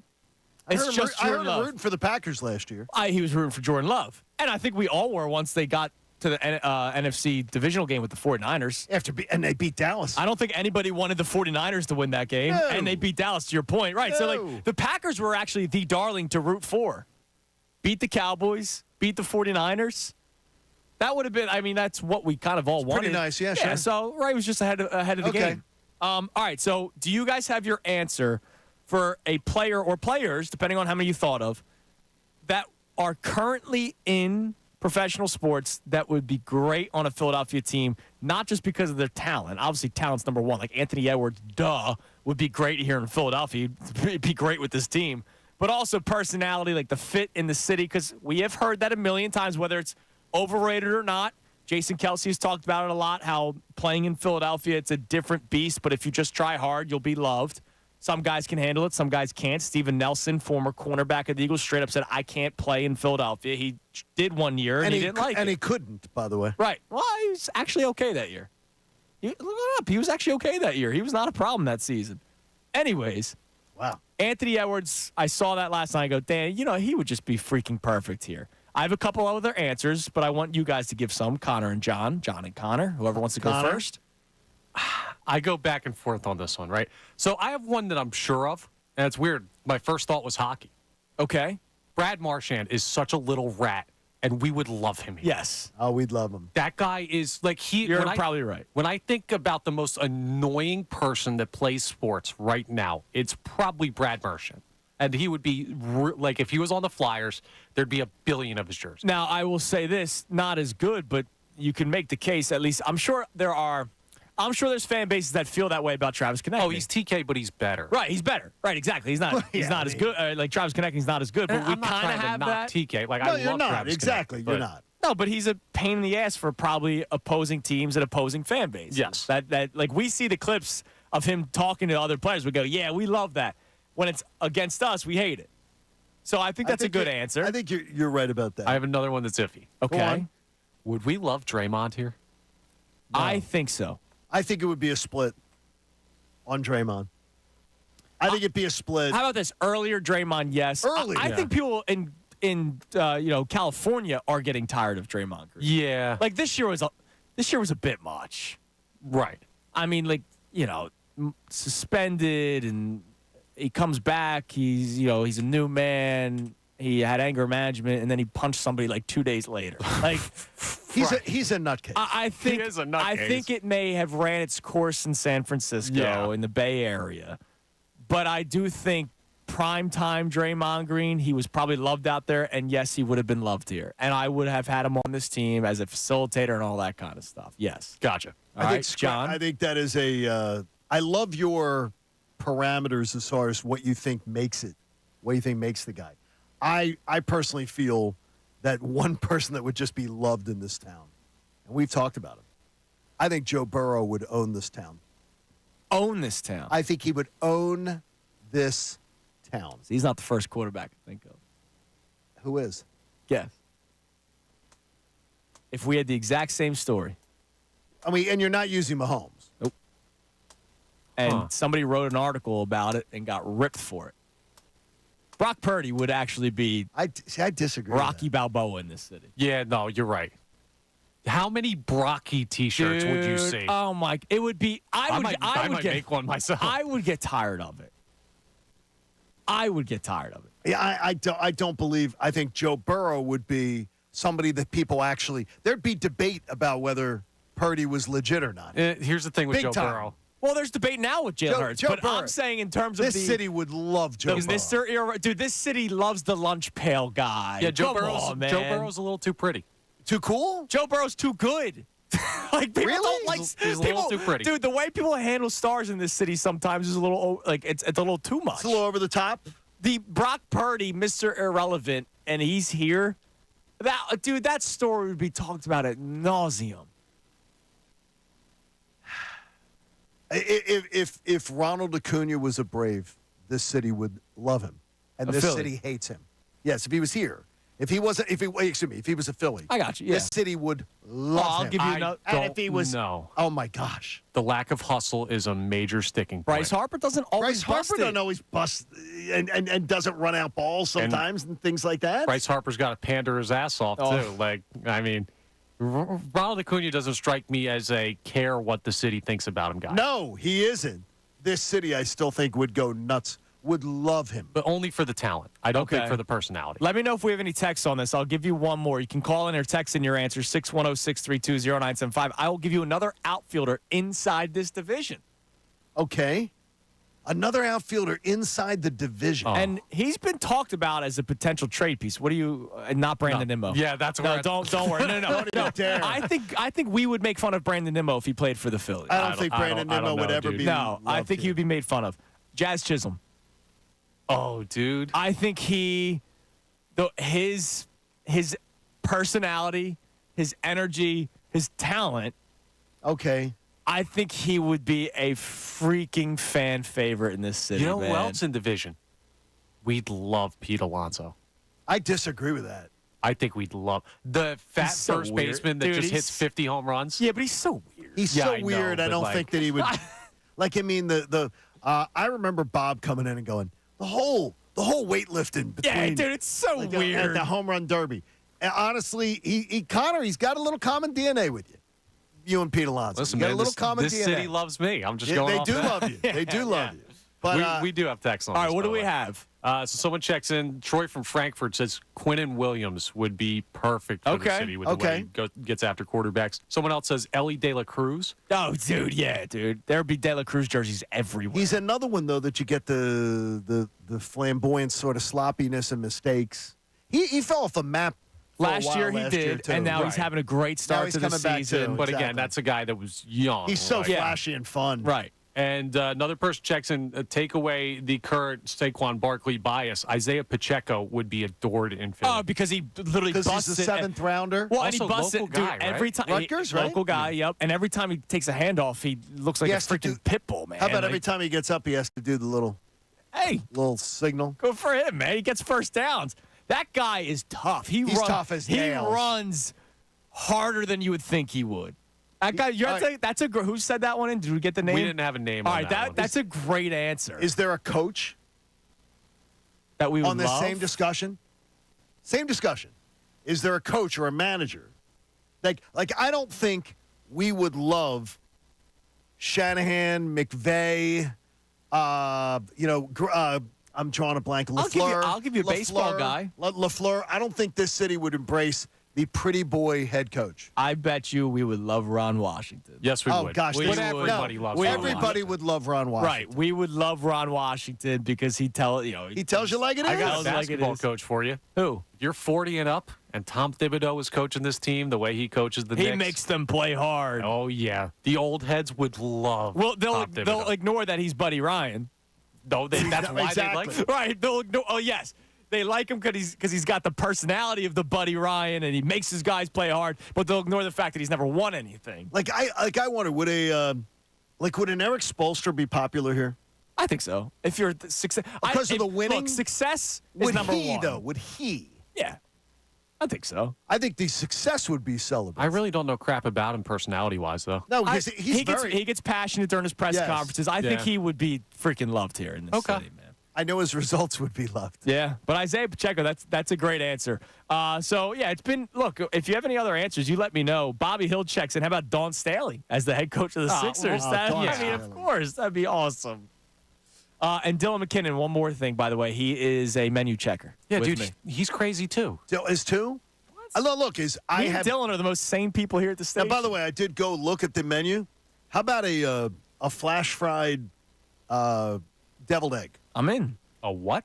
Flash fried deviled egg? Give me 12. That would be bad for your stomach, wouldn't it? You could have looked that up on the menu at the restaurant in the same amount of time. You guys are just wasting your time. I didn't make a spreadsheet of it. Easter but I decided. Sunday. Yeah. Connor knows about the walk. Oh, yeah. What do you mean the walk? The walk. The John. walk. Before a big. We'll tell you when you're before older. big Easter Sunday brunch or Thanksgiving. The walk. All right. Oh, okay, good. Me and my cousin did the walk. Oh, okay. And I believe I ate 7 bacon egg cups. What are bacon egg cups? It's a pastry with egg as the bacon as the outside, and then a fried egg on the inside.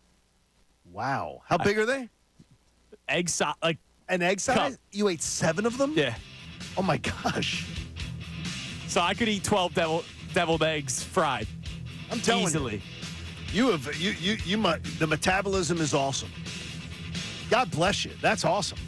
Look, man. It sounds great, by the way. I got the fat stage out early. He sounds delicious. I'm in my prime right now. How do you know he's not lurking? All right, we have the Kincade Salciunas Key 3 coming your way next. Also, our crossover with Bob Cooney on this Fanatic Payday Friday right here, 97.5 The Fanatic. The real and inside story on the Phillies is on the best show ever. Ricky.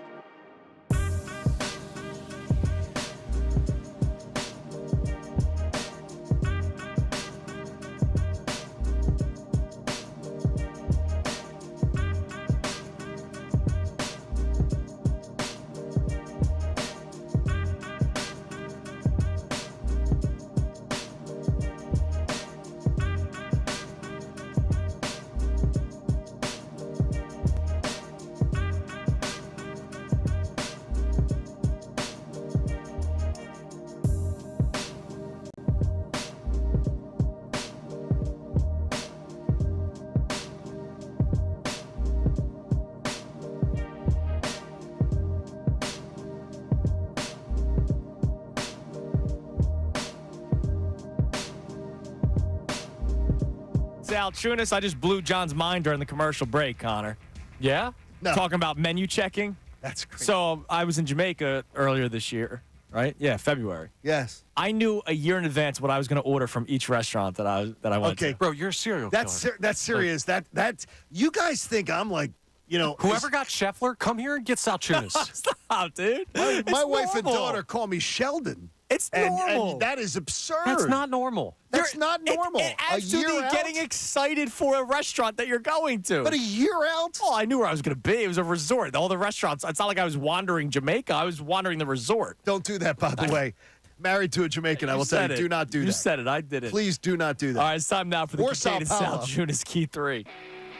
Now, the Kincade Salciunas Key 3.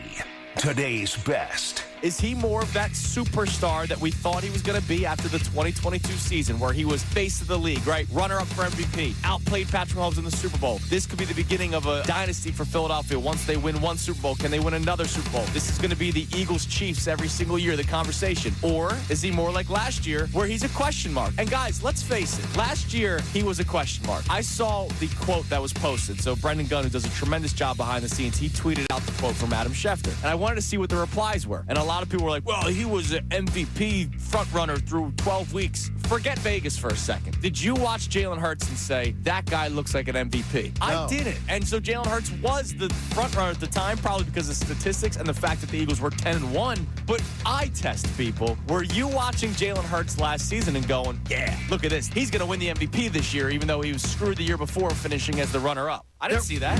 If you did, you're one of the people who is going to be clutching their pearls because Andrew's asking a question and appears more questioning of Jaylen Hurts. We're both questioning things. I expect Jaylen to be much closer to 2022 Jaylen than 2020. And I do as well. But a lot of the things that went wrong last year that are now, in retrospect, getting blamed on Brian Johnson weren't all Brian Johnson. No. There were a hell of a lot of poor decisions made in RPOs. He was running into sacks. Fumbles.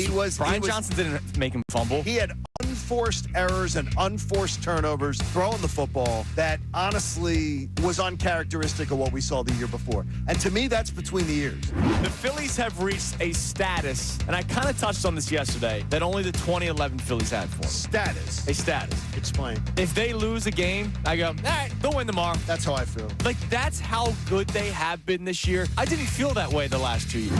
The one thing you bring up that is clear from the very beginning of this conversation, never in the history of this city has a quarterback not been able to be questioned, has not been able to be held to be like, what's going on? Are they having good games, bad games? Did they have good seasons, bad seasons? For whatever reason, and I can't figure it out, why Jaylen Hurts appears to be, people get so defensive, right? If anyone dares to question Jaylen Hurts. And that's our second question today. And it's why, weird. Why is that? And it's weird. Like, I want you to tell me, why is that? Why is it that Jaylen Hurts, and maybe this is a beautiful thing. Maybe it is. I don't know if it's a good thing or a bad thing. What would be beautiful about it? Again, Donovan McNabb, while he was playing here with Philadelphia, you would think that he was Coy Detmer. And there were a lot of people that probably would have preferred Coy Detmer. You would think that Donovan McNabb sucked the way that people reacted to him. Yeah, no, you would. Jaylen Hurts, maybe it is a good thing that we don't always criticize every single play because we realize that, yeah, maybe a drive here and there might not look good. So they could have a slow first quarter, but then have that great second quarter. So maybe we shouldn't overreact every single time. But I do think there should be a balance because it does seem like he has been left off the hook at times.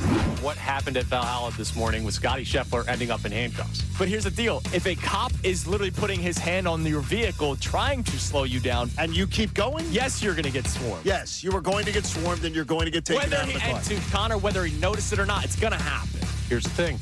My argument was never that he shouldn't have stopped for the cops, or he should. Like, I never said, oh, good, he dragged the cop 10 yards. That's not the point. My point is, it's much more logical that he had no idea what was going on and misunderstood the situation than he just chose to ignore a police officer. Like, all I'm saying is it was a misunderstanding, and they probably should have worked that out rather than just cuffing him and throw him in the back of a car ahead of a PGA championship round. Do you look back at 2022 and ever say to yourself, was 2022 the fool's gold and 2023 is the real? Or was 2023 just a disaster and 2022 is what I believe in? I believe in 2022. All right, that's the key three, the 3 best minutes from today's show. Now, before we get to our crossover with Bob Cooney, well, Bob, you can say hello. Good morning. Oh, good morning. Hello. Thank you for giving me permission, Bob's Andrew. in Orange also. You. We have a statement from Scottie Scheffler. Quote, this morning, I was proceeding as directed by police officers. It was a very chaotic situation, understandably so, considering the tragic accident that had occurred earlier. In case people don't know, there was a death. Pedestrian. Somebody got hit by a bus. Continue. And there was a big misunderstanding of what I thought I was being asked to do. I never intended to disregard any of the instructions. I'm hopeful to put this to the side and focus on golf today. Of course, all of us involved in the tournament express our deepest sympathies to the family of the man who passed away in the earlier accident this morning. It truly puts everything in perspective. He's going out there. First class. That's a first class response. He's shooting 8 under. Also turns out that maybe Connor had the right call on this one. What's that? Wow, that he didn't completely ignore everything and just drive through people. I didn't say that he. No one said he did. Right. He literally. We'll pull the tapes, boys. Eyewitnesses said. Jeff Darlington, eyewitness to the thing as a media member, says he 10 yards. You want to die on that hill? Yeah. Hi, Bobby. What do you got on the show today? Hi, good morning. Well, we're going to have Scottie Scheffler at 1 o'clock. Bob's wearing orange, yeah. much like Scottie was this morning. We got Amy Fadul with us today, so we're going to have 4 hours of absolute fun. Our YouTube page, we ask you to get on there so you can look at what the hell Ray Dunn looks like today. I already promoted it. Did you? Yes. Yeah. What were you thinking? I think Higgins from Magnum. Yeah, it does look something like that. Yeah, but Phillies, what's wrong with them? I mean, can they correct this thing? How dare they? Yeah, how dare they lose yesterday? So we'll get into all that. But no, fun weekend ahead, and we'll look towards it. We'll look back, and of course at 1:30 we have our little last week report, which is a fun little thing we do with our bloopers. So can't wait. Fun with that today. Yeah. Now I have a question for all of you. So Dina Herman, one of our great sales execs, John and I are recording a video commercial after the show today. Yes. That needed some props. And she forgot that, oh, my God, we might need props. She goes, hey, it just occurred to me that you probably don't have a glove on you, baseball glove. My response was, are you kidding me? I have it everywhere I go. And you've got everything. Oh, good man. What else do you have? I have a basketball in my trunk. I have a football in my trunk. I have my golf clubs in my trunk. And I have a chair in my trunk, just in case I ever need to sit down. Why a chair in your trunk? In case you ever need to You never know when you need to sit. Tailgate Like might a folding pop up. chair? Tailgate. Absolutely. I have a Tailgate folding might chair. pop up. You might drive by a game and say, I want to go see that. I am always ready. And she thinks I'm crazy. She thinks you're crazy. Consider the source. But I think this is normal behavior. Absolutely. When I was your age, same exact thing. Wait a minute, 30 years old? Always in my trunk, a pump. I have you gotta have a pump. Blow up Yeah. a ball. I I have have pump as all well. of those All right, things boys. besides the basketball. All right. Hey, I'm not shocked, Connor. I'm not shocked. It's normal. Hey, support life-saving cancer research. Join us and our generous partners. Pump Man Philly. Got that pump on you. Make a donation to the American Association for Cancer Research. Do it today at 975thefanatic.com/AACR. I'm living proof 3 times over. The cancer research saves lives. Everybody have a great weekend. Weather stinks tomorrow, but Sunday a beautiful one. Sunday's going to be nice. Yeah, it's going to be really nice. So enjoy that as much as you can. We'll be back at it on Monday. A lot in store for you all next week. We always got a lot in store for you. Bob Cooney, Amy Fadul coming your way next, and Magnum PI.